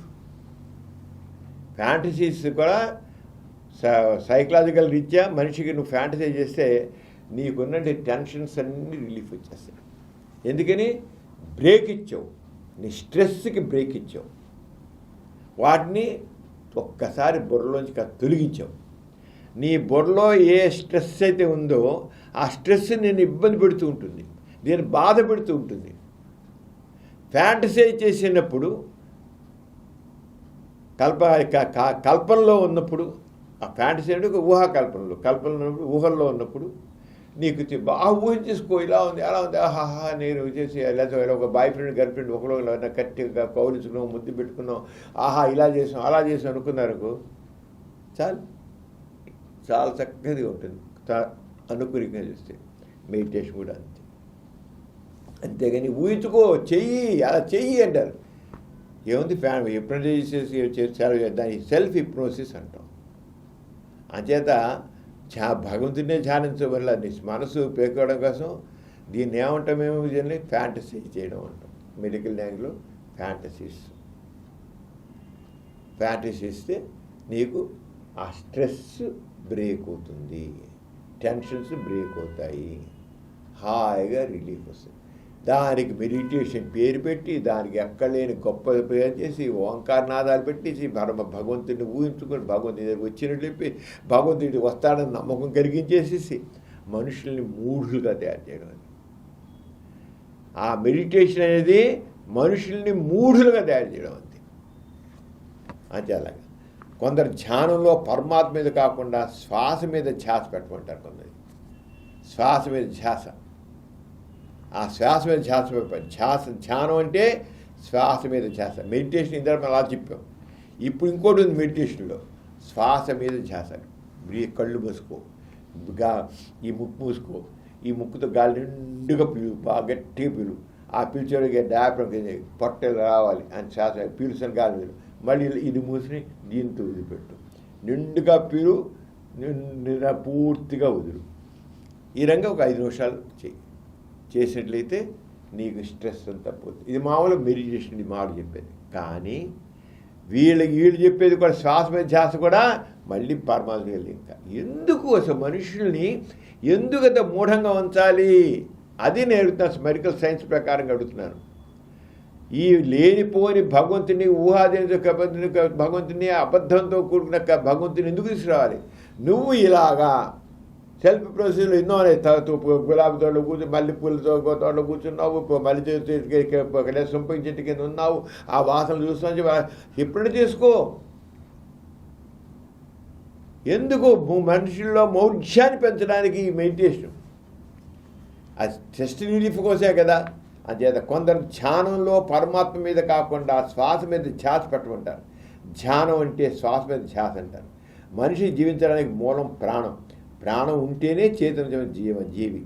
ధ్యానం చేస్తున్నప్పుడు ప్రాణం జీవుడి నాసికారాన్ని చూడు గమనించా. శ్వాస మీద ధ్యాసలో మళ్ళీను ధ్యానం చేస్తున్నప్పుడు అంటే గాలి పీల్చు కలిమి చేస్తున్నప్పుడు ప్రాణం జీవుడి నాసికారంధ్రాల ద్వారా దేహంలోకి ప్రవేశించి దేహమంతా ప్రయాణించి దేహానికి ప్రాణశక్తిగా పూరించి మనిషి తేజవంతం చేస్తుందంట.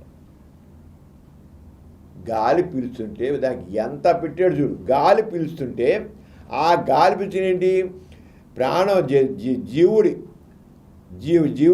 నా ప్రాణం జీవుడి నాసికారంధ్రాల ద్వారా దేహంలో ప్రవేశించి ప్రాణం అంట. మన ప్రాణం ఉండబట్టే చేస్తాం, సత్య చేస్తాం ఏంటి?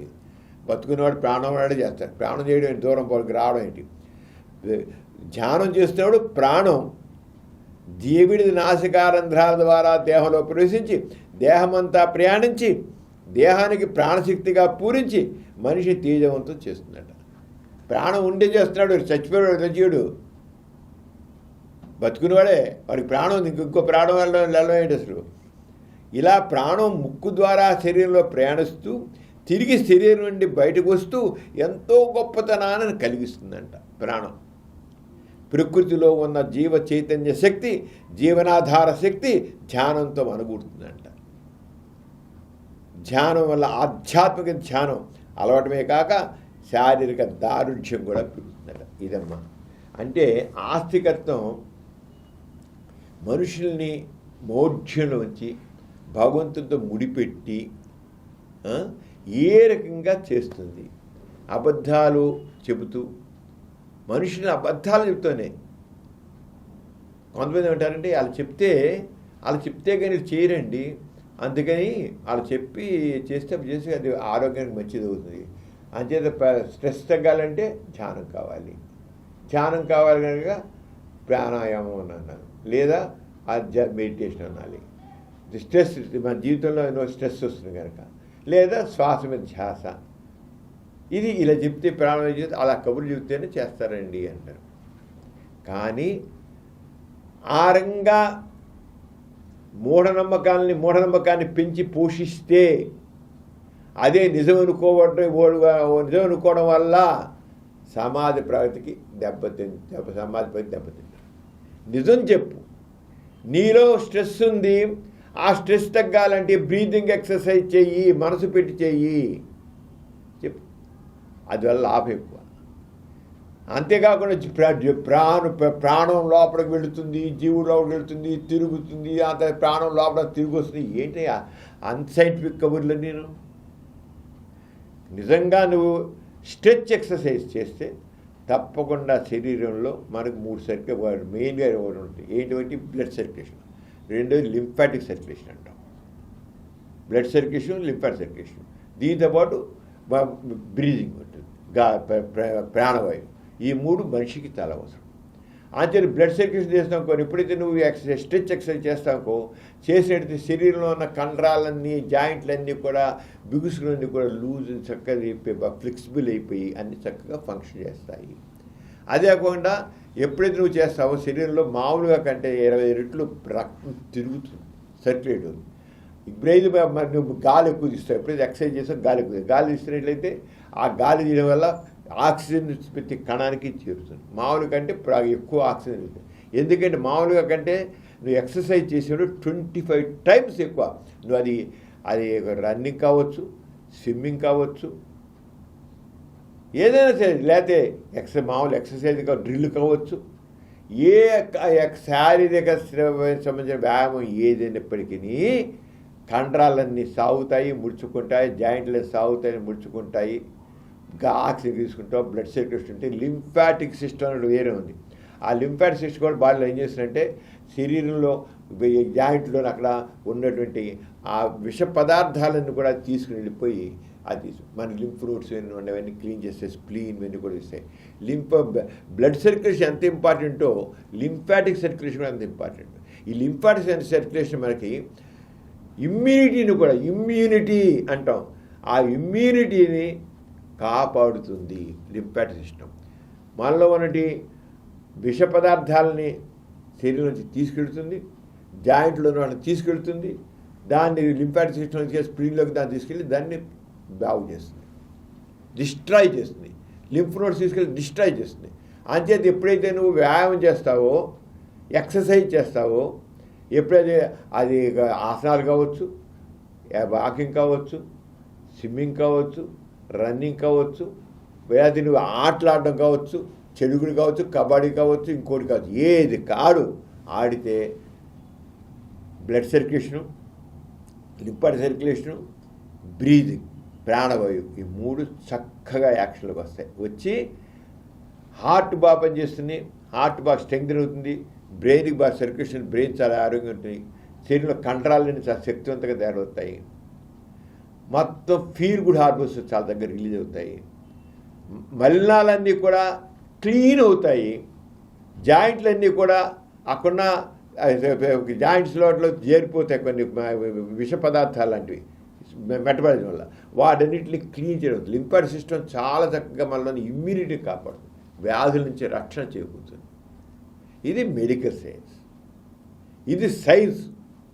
ఇది చెప్పు, ఉన్నమాట సరిగ్గా చెప్పు, సైన్స్ చెప్పు. అంతేగాని పనికిరాని ఈ దేవుడు, ప్రాణము, జీవుడు, ఎందుకు ఈ కబుర్లు? బ్రీతింగ్ ఎక్సర్సైజ్ చేస్తావు, నువ్వు కళ్ళు మూసిన చాలా శ్వాస వేసి నిండుగా గాలి తీసుకుని చేస్తే నీకు గాలి మీద చూస్తుంటే మనసులో బ్రేక్ అవుతుంది, డైవర్షన్. నీకు రొటీన్గా ఉన్న భావాల నుంచి నువ్వు బ్రేక్ అవుతుంది. అది చెప్పు. అదే నాస్తికత్వానికి ఆస్తికం తేడా. నాస్తికత్వం ఫ్యాక్ట్ చెప్తుంది, నిజాలు చెప్తుంది, ఆ నిజాల ప్రకారం ఏది సరైందో అది చేయిస్తుంది ఆస్తికత్వం అబద్ధాలతో మనుషులు అది నిలవదు. అబద్ధాలతో చెంద ఏది కూడా నిలబడదు, కొంతకాలమే బాగుంటుంది కానీ అబద్ధం చేసి ఏది నిలబడదు. ఇప్పుడు ఈ మెడిటేషన్ గురించి చెప్పేదంతా ఎంతకాలం ఉంటుంది? ఇది ఉండదు. సైన్స్ రెండో పక్క ఎంతో చెప్తుంది. సైన్స్ ఎంతో వివరంగా స్ట్రెచ్ ఎక్సర్సైజ్, బ్రీతింగ్ ఎక్సర్సైజ్, దాని ద్వారా నీ ఆరోగ్యం బాగుపడుతుంది ఉన్నది. అది జనాలు తేలిక అర్థం చేసుకుంటే ఎడ్యుకేషన్ ఎక్కువైపోయింది, సైన్స్ బాగా చదువుతున్నారు జనాలు, మెడికల్ నాలెడ్జ్ పెరిగింది, సైంటిఫిక్ నాలెడ్జ్ పెరిగింది. ఈ బోగస్ కబుర్లు ఎంతకాలం వింటారు? ఈ బోగస్ కబుర్లతో జనాలను ఎంతకాలం బురిడి కొట్టించాలనుకుంటావు నువ్వు? కదరదు. అంచేత ఈ మెడిటేషన్ ధ్యానం గురించి చెప్పేవన్నీ కూడా అర్థం లేనివి, అభ్యుదయానికి అడ్డుకట్టి వేసేవి. వాటిని దూరం చేసి సరైనటువంటి సైంటిఫిక్ నాలెడ్జ్తో స్ట్రెచ్ ఎక్సర్సైజ్ తెలుసుకోండి, బ్రీదింగ్ ఎక్సర్సైజ్ తెలుసుకోండి, దాన్ని ప్రాక్టీస్ చేయండి, మీ ఆరోగ్యాన్ని కాపాడుకోండి, మంచిగా ఉండండి. డాక్టర్ గారు, మతం మనిషిని విడదీస్తుంది, నాస్తికత్వమే ఏకం చేస్తుంది అన్న దానిపై మీ కామెంట్ ఏంటి? నిజమేనమ్మా, మతం మనిషిని విడదీస్తుంది, నాస్తికత్వం మనుషుల్ని కలుపుతుంది. మామూలుగా మనకు ఒక నానుడి ఉంది, రిలీజియన్ డివైడ్స్, హ్యుమానిటీ యునైట్స్ అని. మతం అనేది మనుషుల్ని విడదీస్తుంది, మానవత్వం మనుషుల్ని కలుపుతుంది అని. మానవత్వం మనుషుల్ని కలిపి మానవత్వం మా రిలీజియస్ పీపుల్లో కొంత ఉంటుంది, ఉండకపోవడం ఉండదు, మనుషులు కొంత ఉంటుంది మానవత్వం. కానీ మానవత అంటే బాగా నీకు బాధ పెడుతుంటే నేను ఆదుకోవడము, నీకు సహాయం చేయడం అన్నీ ఉంటాయి. రిలీజియస్ పీపుల్లో కూడా ఉంటాయి, దానం చేయడం ఇంకోటి కానీ ఆదుకోవడం ఉంటుంది. లేకపోతే మానవత్వం లేదను, ఆస్తికుల్లో మానవత్వం లేదను. కానీ ఎప్పుడైతే మతపరమైనటువంటి విభేదం వస్తుందో మానవత్వం చచ్చిపోతాడు. నేను హిందువుని, నువ్వు ముస్లిం అనుకున్నావు, లేదు నేను ముస్లింని హిందూ అనుకున్నావు అనుకునేకల్లా ఎప్పుడైనా ఇద్దరి మధ్య కదా మతపరమైన ఇది వచ్చినకల్లా, ద్వేషభావం వచ్చినకల్లా ఎలాగా మన బంగ్లాదేశ్లో అందరూ ఒక ఆఫీసులో పనిచేస్తారు, అందరూ కలిసి పనిచేస్తారు, హిందువులు ఉన్నారు, ముస్లిమ్స్ ఉన్నారు. ఒక హిందువుని అక్కడ వాళ్ళ కులీగ్సే, వాళ్ళతో పనిచేసిన వాళ్ళే ముస్లిం మతాన్ని ద్వేషించాడు ఇతను, ముస్లిం మతాన్ని ముస్లిం దేవుడిని ద్వేషించాడు, ముస్లిం దీన్ని ధర్మాన్ని ద్వేషించాడు అని చెప్పేసి వాడితో పాటు పనిచేసే వీళ్ళే అతన్ని కొట్టి ఎవరైతే మతవాదులు ఉంటారో వాళ్ళకి అప్పచెపితే వాళ్ళు మరింత చాబాది చంపేసేసి ఓ చెట్టుకు తీసి వేలాడేసి కింద మంటేసి తగలెట్టారు. ఎవరిని? హిందువుని ముస్లిమ్స్ చేశారు. ఎందుకంటే ముస్లిం మతాన్ని వ్యతిరేకంగా మాట్లాడిన వాడిని బతకనివ్వకూడదు అని వాళ్ళ ఆలోచనట. ముస్లిమ్స్ కానీ కాదని ఆ రంగా వాడు ముస్లిం మతాన్ని, ఇస్లామీ మతాన్ని ద్వేషించాడు కనుక వాడు బతకడానికి అర్హుడు కాదు అంటే అల్లానే ఒప్పుకోవాలి, అల్లాని ఏమీ అనకూడదు, ఖురాన్ని అనడం లేదు, ముస్లిం ధర్మాన్ని అనుకోకూడదు చేశారు. అయిపోయిన అక్కడ ఎక్కువ మంది బంగాళ వాళ్ళు ఉన్నారు కనుక సాగింది. కానీ ఇండియాలో వచ్చాక ఏం అయిపోయింది, మళ్ళీను ఇక్కడ బంగ్లాదేశ్కి వ్యతిరేకంగా, బంగ్లాదేశ్లో ముస్లిం వ్యతిరేకంగా నిన్నంతా కలకట్టాలోను, ఇతర చోట్ల ఢిల్లీలోను చోట్ల కూడాను పెద్ద నిరసన ప్రదర్శన చేసి ఇక్కడ కూడా గోల చేసి నానా హంగామా చేశారు. ఇద్దరు బాయే. నిన్న దాకా మన స్వాతంత్రం చేసే వరకు అందరూ కలిసి ఉన్న వాళ్ళే. పశ్చిమ బెంగాల్ దగ్గర బంగ్లాదేశ్ కూడా మనతో కలిసి ఉన్నదే. కానీ ఏంటి అయింది? ఆ మతస్థుల్లో మానవత్వం లేదంటావా? ఏమైపోయింది? మరి మతం వచ్చేకల్లా, మత విషయం వచ్చేకల్లా, మతం విషయం వచ్చేకల్లా మానవత్వం చచ్చిపోతుంది. మానవత్వం అంటే మతం మనిషి విడదీస్తుంది, మానవత్వం మనిషి కలుపుతున్నాం. కానీ ఆ మానవత్వం ఒక్కటే సరిపోదు. అందుకే నాస్తికత్వం కావాలి. నాస్తికత్వం ఏంటి చేస్తుంది? అసలు ఈ దేవుళ్ళు అనేది అబద్ధం, అసలు దేవుడు అనేది లేదు. ఈ మతాలన్నీ కూడా అందరూ ఆ మానవులంతా ఒక్కటే, మతపరమైన విభేదాలు పనికిరావు, మానవులంతా ఒక్కళ్ళే. ముస్లిం అని కానీ, క్రిస్టియన్ కానీ, హిందూ అని కానీ, సిక్ అని కానీ, జైన్ అని కానీ, బౌద్ధుని అని కానీ, ఈ తేడాలు పనికిరావు. మానవులంతా ఒకటే, అందరూ ఏకంగా ఉండండి. మనందరం మనుషులం. భారతదేశంలో మనందరి మన ఒకప్పుడు ఎన్నో రాజ్యాలు ఉండేవి, ఎన్నో సంస్థానాలు ఉండేవి. మహాత్మా గాంధీ నాయకత్వంలో బ్రిటిష్ వాళ్ళకి వ్యతిరేకంగా పోరాట సత్యాన్ని చేశాడు. భారతదేశం అంతా ఒకటే, భారతీయులంతా ఒక్కటే అన్న భావంతో ఆయన తీసుకొచ్చాడు. మహాత్మా గాంధీ ఏం చేశాడు? భారతదేశం అంతా ఒకటే, భారతీయులంతా ఒకటే. మతాలు తప్ప మతం అంటే నీ వరకు పెట్టుకో. ఇతరులతో రెండో వాడు తెచ్చాక మతం ప్రేమని తెచ్చుకోవద్దు. నువ్వు దేవుడిదే నమ్ము, నీ దేవుడిని నమ్ము, కానీ నీ రెండో వ్యక్తి రుచిగా నీ దేవుడు, నీ ఆహారం, నీ మతాన్ని మాత్రం తీసుకురావు. వాళ్ళు ద్వేషించుకు, ప్రేమించు. ఆరగానే గాంధీ గారు ఆ దాని అందరిలో కూడా ఒకటే తత్వం, ఒకటి మనందరం భారతీయులం, సహోదరులం అన్న దాంట్లో సాగింది. ఎప్పుడైతే మతతత్వం మళ్ళీ విజృంభించిందో, ఇప్పుడు ఈ బంగ్లాదేశ్లో చెప్పాను చూసావా, మరి వాడితో పాటు ఉన్న సహ ఉద్యోగులే అతను ఏదో అల్లాని అన్నాడని చెప్పేసి కొట్టి చంపి చేశారంటే మరి మానవత్వం ఏమైంది? మానవత్వం అని చిరునామా ఏంటి అన్నట్లుగా తయారైంది. అంచేత మతం మనుషుల్ని వర్గాలుగా విడదీస్తుంది. నాస్తికత్వం మానవత్వంగా చేసుకుని అందరినీ ఏకం చేస్తుంది. మానవత్వం ఉంటుంది, ఏకం చేస్తుంది. అది 100% కరెక్ట్. ఏంటంటే మతాల్లో ఏం జరుగుతుంది? మతాలు అంటే నా నమ్మకం సత్యం, మా దేవుడే సత్యం, నా మతం సత్యం, నా దేవుడు సత్యం.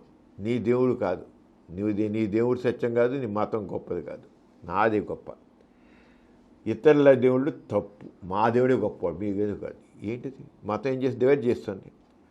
మా మార్గమే గొప్పది, మా మత పద్ధతులే గొప్పవి అంత. నేను మా మతం, మా దేవుడు, మావాడు అంటుండి మనుషులు విడదీవాడు. ఒకవాడు రెండోవాడు అంటాడు నేనే తక్కువ, మా మతం గొప్పది, నా దేవుడు గొప్పవాడు అనుకుంటారు.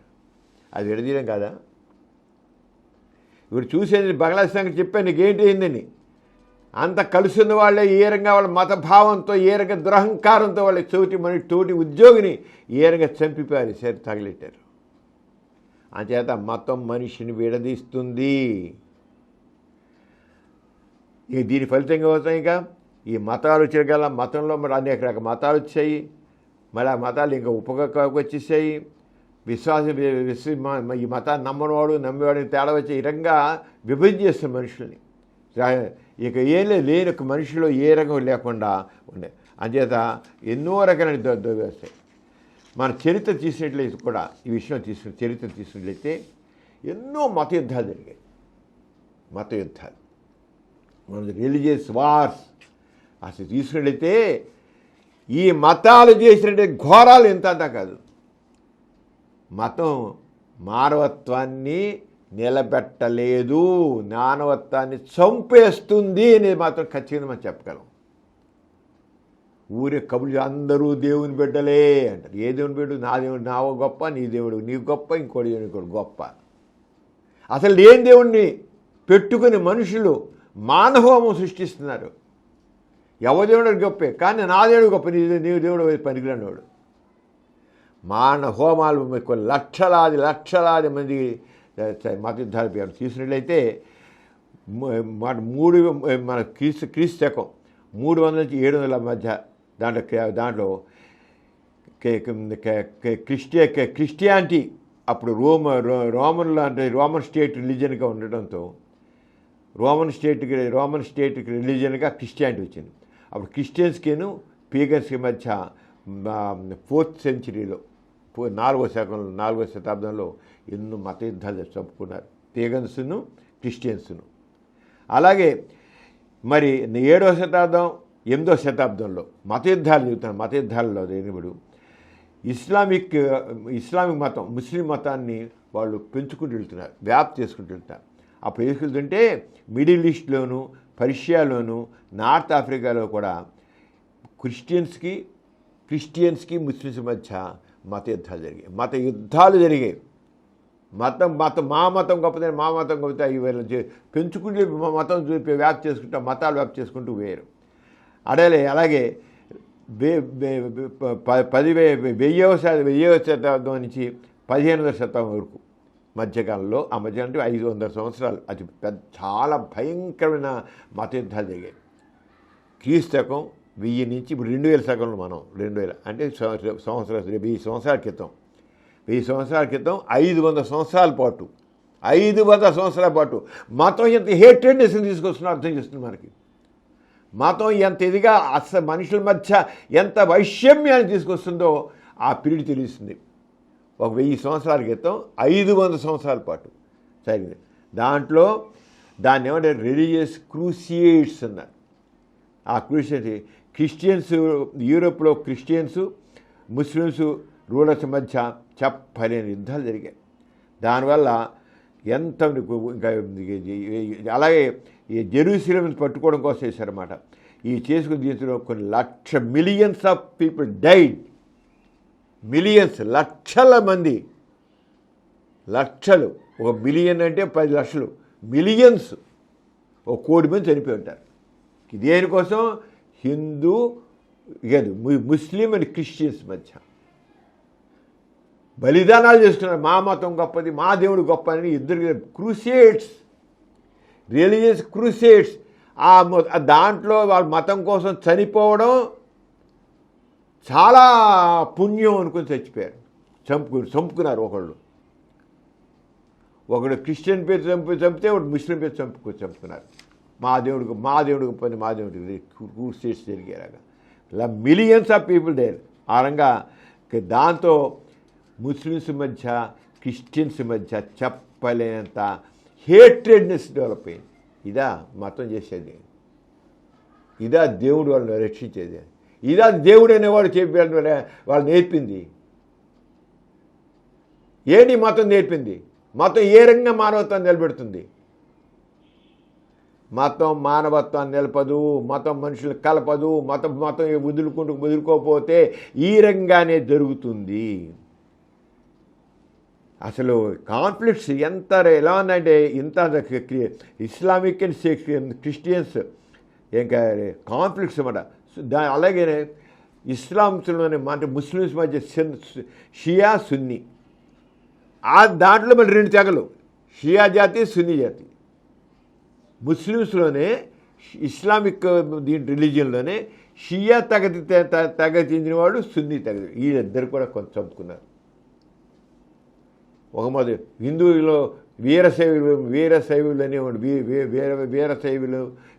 విష్ణువులు అని, వైష్ణవులు అని, శైవులు వైష్ణవుల మధ్య ఇండియాలో కూడా హిందువుల మధ్య కూడా గొడవలు జరిగాయి. ఇదా మతం? మతం ఏ రంగా మానవత్వాన్ని నిలబెడుతుంది? మతం చేస్తుంది. అంచేత హిందూకి అలా ముస్లిమ్స్కి ఇక్కడ కూడా భారతదేశంలో కూడా హిందూ రాజుల మధ్య ముస్లిం రాజుల మధ్య కూడా ఎంతో జరిగింది. టెంపుల్స్ని పడగొట్టేశారు వాళ్ళు, వీళ్ళ మసీదులు పడగొట్టారు వీళ్ళు. ఒక టెంపుల్ పడగొడితే ఒక మసీదులు పడగొట్టారు. చెప్పలేరు. ఇప్పుడు బాబ్రీ మసీదు కూడా అంతేగా, అక్కడ రామ మందిరం పడగొట్టి ఆ పైన మసీదు బాబ్రీ మసీదు కట్టారు. ఎంత గోల! ఒక్కటే ఒక బాబ్రీ మసీదు, ఎన్నో మసీదులు వాళ్ళు పడగొట్టుకుని తెచ్చారు. మతం ఏం చేసి మనిషిని కలిపిందా? విడదీసింది మతం. అంటే మత నమ్మికలు కూడా వేస్తాయి. 1500 శతాబ్దం నుంచి 17వ శతాబ్దం మధ్య ప్రొటెస్టెంట్స్కి కలిసి మళ్ళీ క్రిస్టియన్ ఎలా అయితే షియా సున్నీల మధ్య జరిగిందో ఆ రంగానే 1500 శతాబ్దం నుంచి 17వ శతాబ్దం నుంచి 200 శతాబ్దాల మధ్య ప్రొటెస్టెంట్స్ మధ్య క్యాథలిక్స్ మధ్య వాళ్ళకి మార్టిన్ లూథర్ అతను వచ్చి అప్పుడు ఇద్దరి మధ్య ప్రొటెస్టెంట్స్కి క్యాథలిక్స్ మధ్య గొడవ అక్కడ చంపుకున్నారు. మతాల మధ్య కూడా వైరమే. మతం మధ్య మతంలోనే మళ్ళీ తెగల మధ్య వైరం. ఇదా మతం ఎలా నిలబెడుతుంది మానవత్వాన్ని? అంటే మతం మనుషుల్ని వేరే మతంతో విడగొట్టడం కాదు, మతంలో ఉన్న తెగలను కూడా విడగొట్టుకుంటుంది. తెగలుగా కొట్టుకుని చస్తారు మతం. దేవుడిని ఉడిచేస్తే కదా ఆ దేవుడి కోసం ఇది చేస్తుంటారు.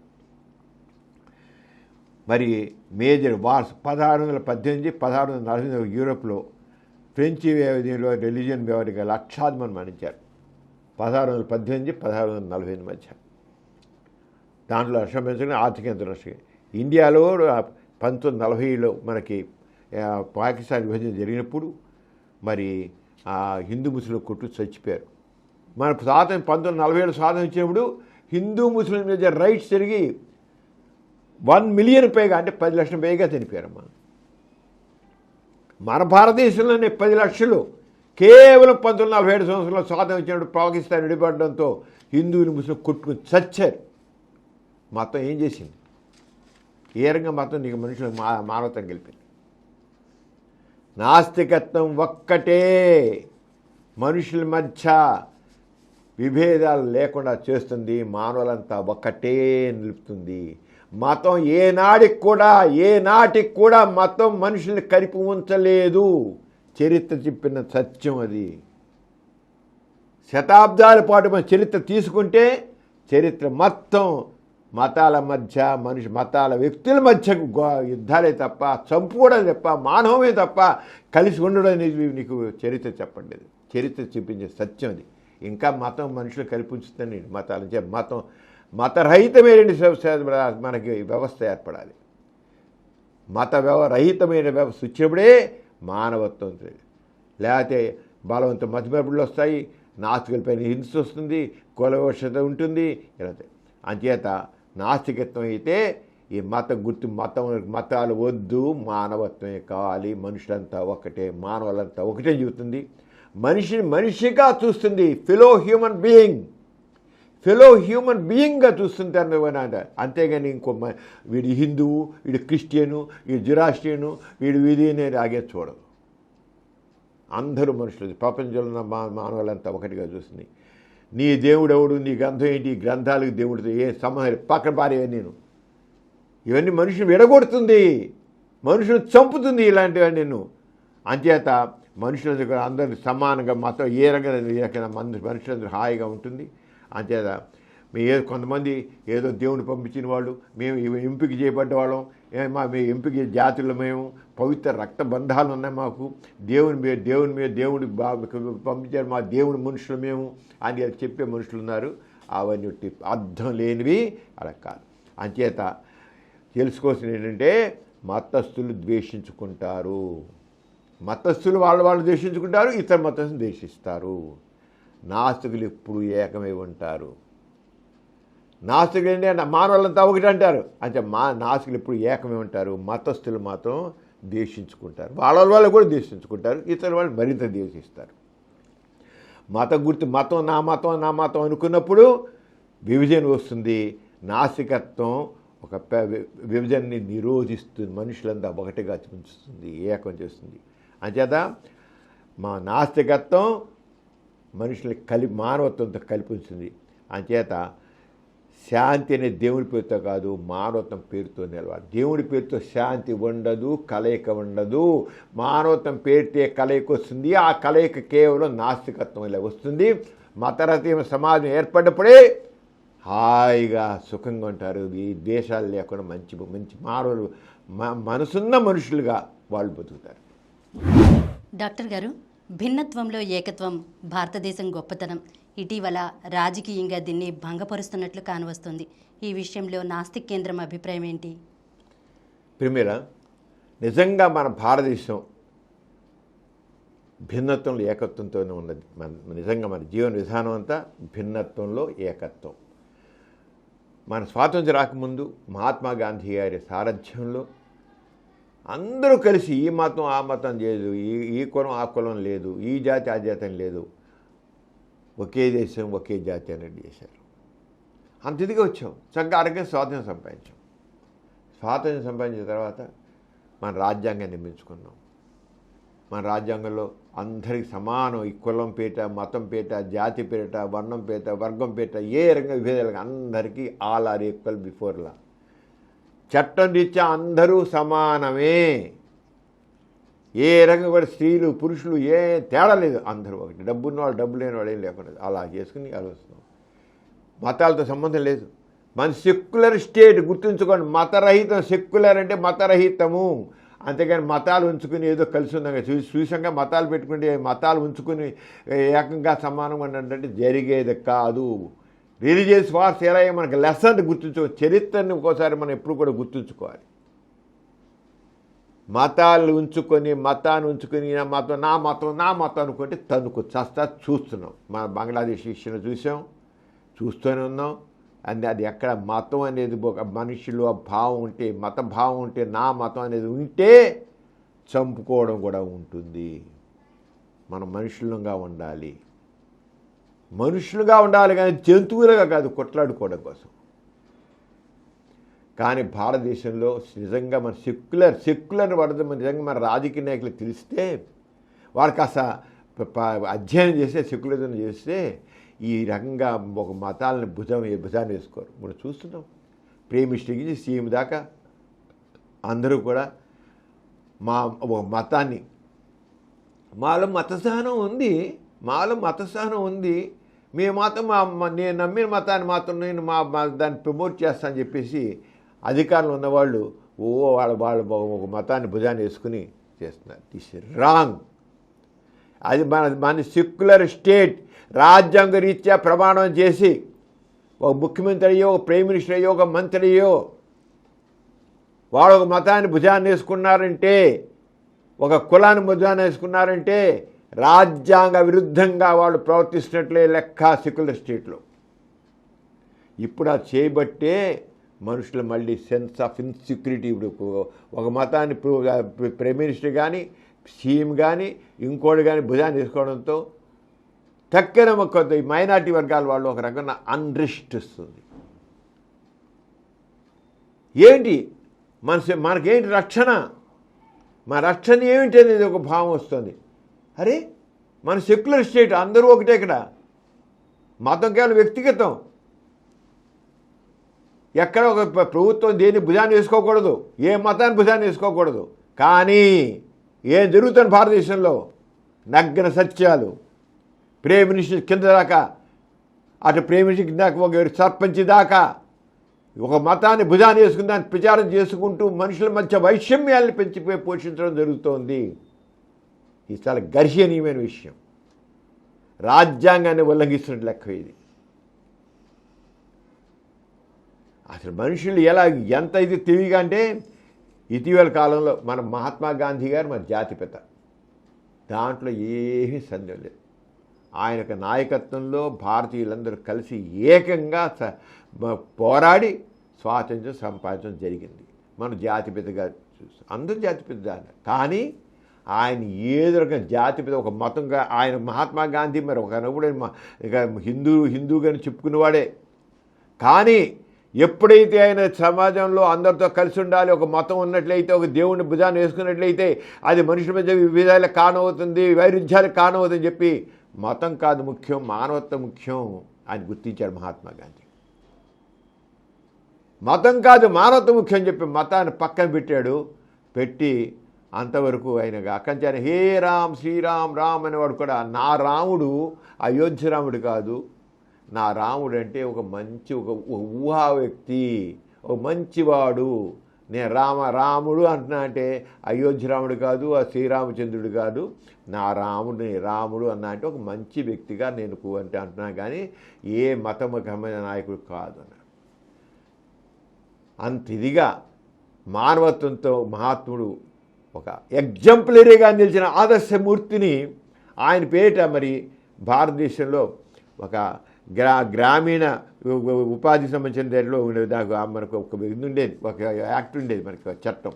దాన్ని ఇటీవల పార్లమెంట్లో గాంధీ పేరిట చట్టాన్ని గాంధీ పేరుని ఎత్తిపారేసేసి గాంధీ పేరుని ఎత్తేసి వికసిత భారత్ రోజ్గార్ మరియు ఆజీవికా మిషన్ గ్రామీణ కొరకు హామీ చట్టం 2025 పాస్ చేశారు. VBG Ramji act 2025. దీంట్లో పూర్వకాలం ఇక్కడ గాంధీ పేరు ఉండేది, గాంధీ పేరు తీశారు. మరి గాంధీ జాతిపిత, ఇన్ని దశాబ్దాలుగా గాంధీ పేరిట ఈ రకాల భారత రోజ్గార్ మరియు ఆజీవిక మిషన్ గ్రామీణంగా ఉండే దీంట్లో ఇదేంటంటే 125 రోజులు వేతన ఉపాధి హామీ గ్రామీణ ప్రాంతాల్లో 125 రోజులు వేతన ఉపాధి హామీ కింద గ్రామీణ ప్రాంతాల్లో వాళ్ళు సహాయం చేస్తున్నారు. గాంధీ గారి పేరిట ఆ చట్టం బాగా జరుగుతూ వస్తుంది. కానీ చట్టం వస్తుంటే ప్రస్తుత గవర్నమెంటు దాని పేరు గాంధీ పేరు ఎత్తేసేసి ఎవరైతే జాతిపిత అనుకుంటున్నామో ఆ జాతిపిత పేరు లేకుండా ఇక చివరికి ఇక్కడ చూడు మన వాళ్ళ యొక్క విచిత్రమైన ధోరణి. వికసిత భారత్ రోజ్గార్ అండ్ ఆజీవిక మిషన్ దాన్ని VBG రామ్జీ యాక్ట్ అని పెట్టారు. అంటే ఇది ఇంగ్లీష్లో ఎబ్రివేషన్ వికసిత బీవీ అంటే వికసిత భారత్, జీ అంటే గ్రామీణ, రామ్ అనేది రోజ్గారీ అనేది ఇది వస్తుందన్నమాట. యాక్ట్ 2025. ఇక్కడ ఏమంటారు సార్, గాంధీ పేరు తీసేసిన గాంధీ గారు రామ్ అనేవారు కదా, అంచేతగా VBG రామ్జీ యాక్ట్ అన్న రాముడు ఉన్నాడు కదా, గాంధీ పేరు లేకపోతేనేంటి అని అతి తెలివితేటతో మాట్లాడారు. అతి తెలివితేట అంటే జాతిపితని అవమానపరచడం.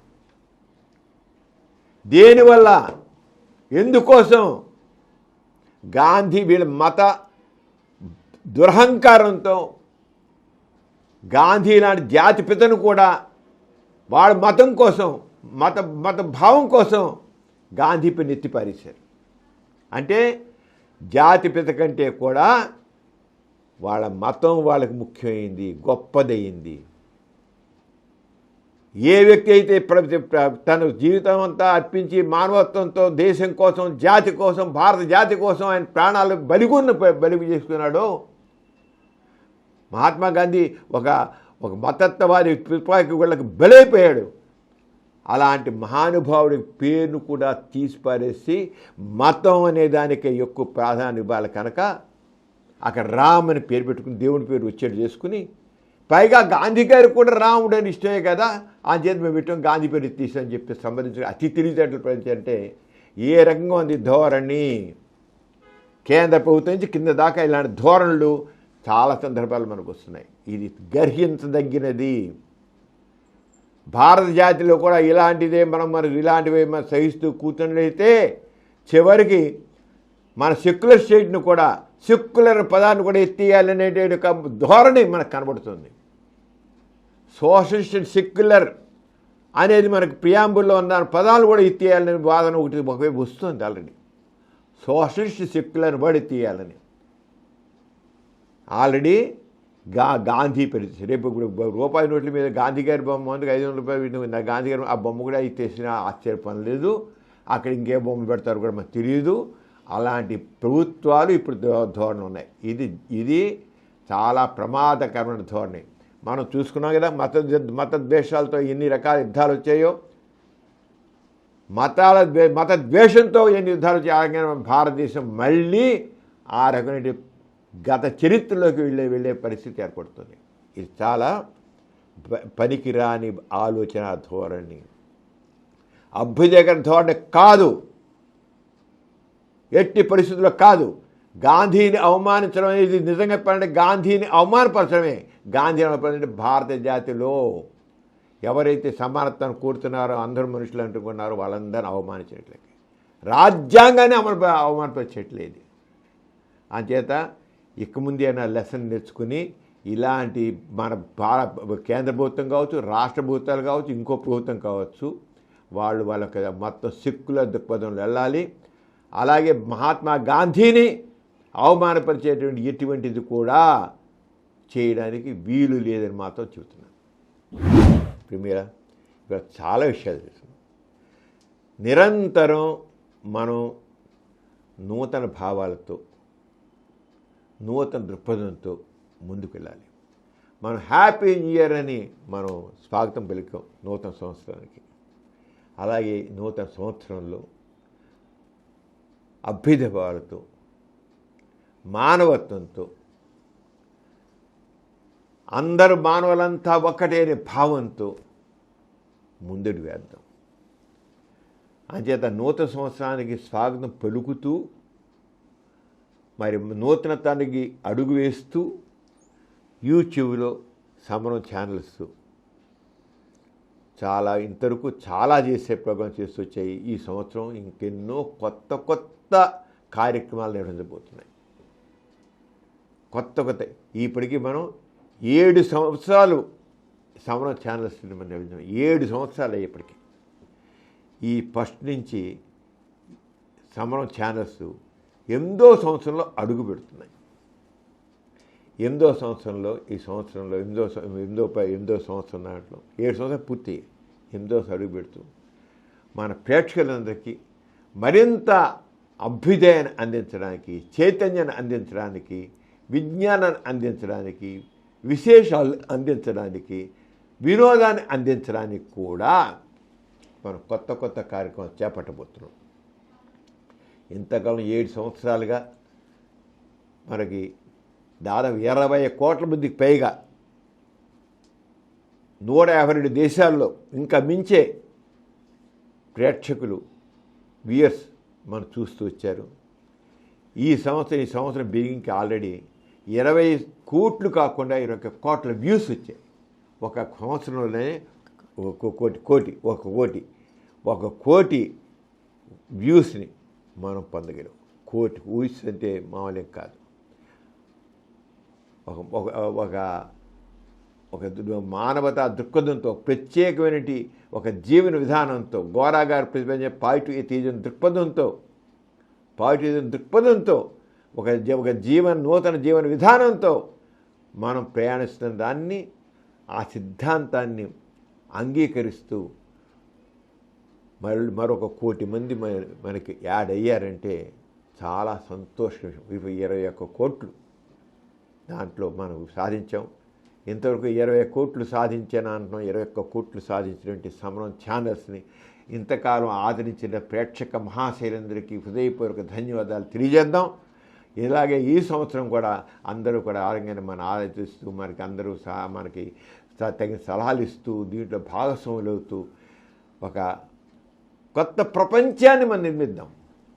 మామూలుగా ఉన్నటువంటి ఆ ఆస్తిక ధోరణి నుంచి ఉన్నటువంటి వాళ్ళందరినీ కూడా చైతన్యపరుస్తూ మానవులంతా ఒకటే అనే దాన్ని వైపు పయనిద్దాం. నూతన సంవత్సరానికి స్వాగతం పలుకుదాం. అందరి దగ్గర సెలవు పుచ్చుకున్నాం. అందరికీ జై ఇన్సాన్. జై ఇన్సాన్.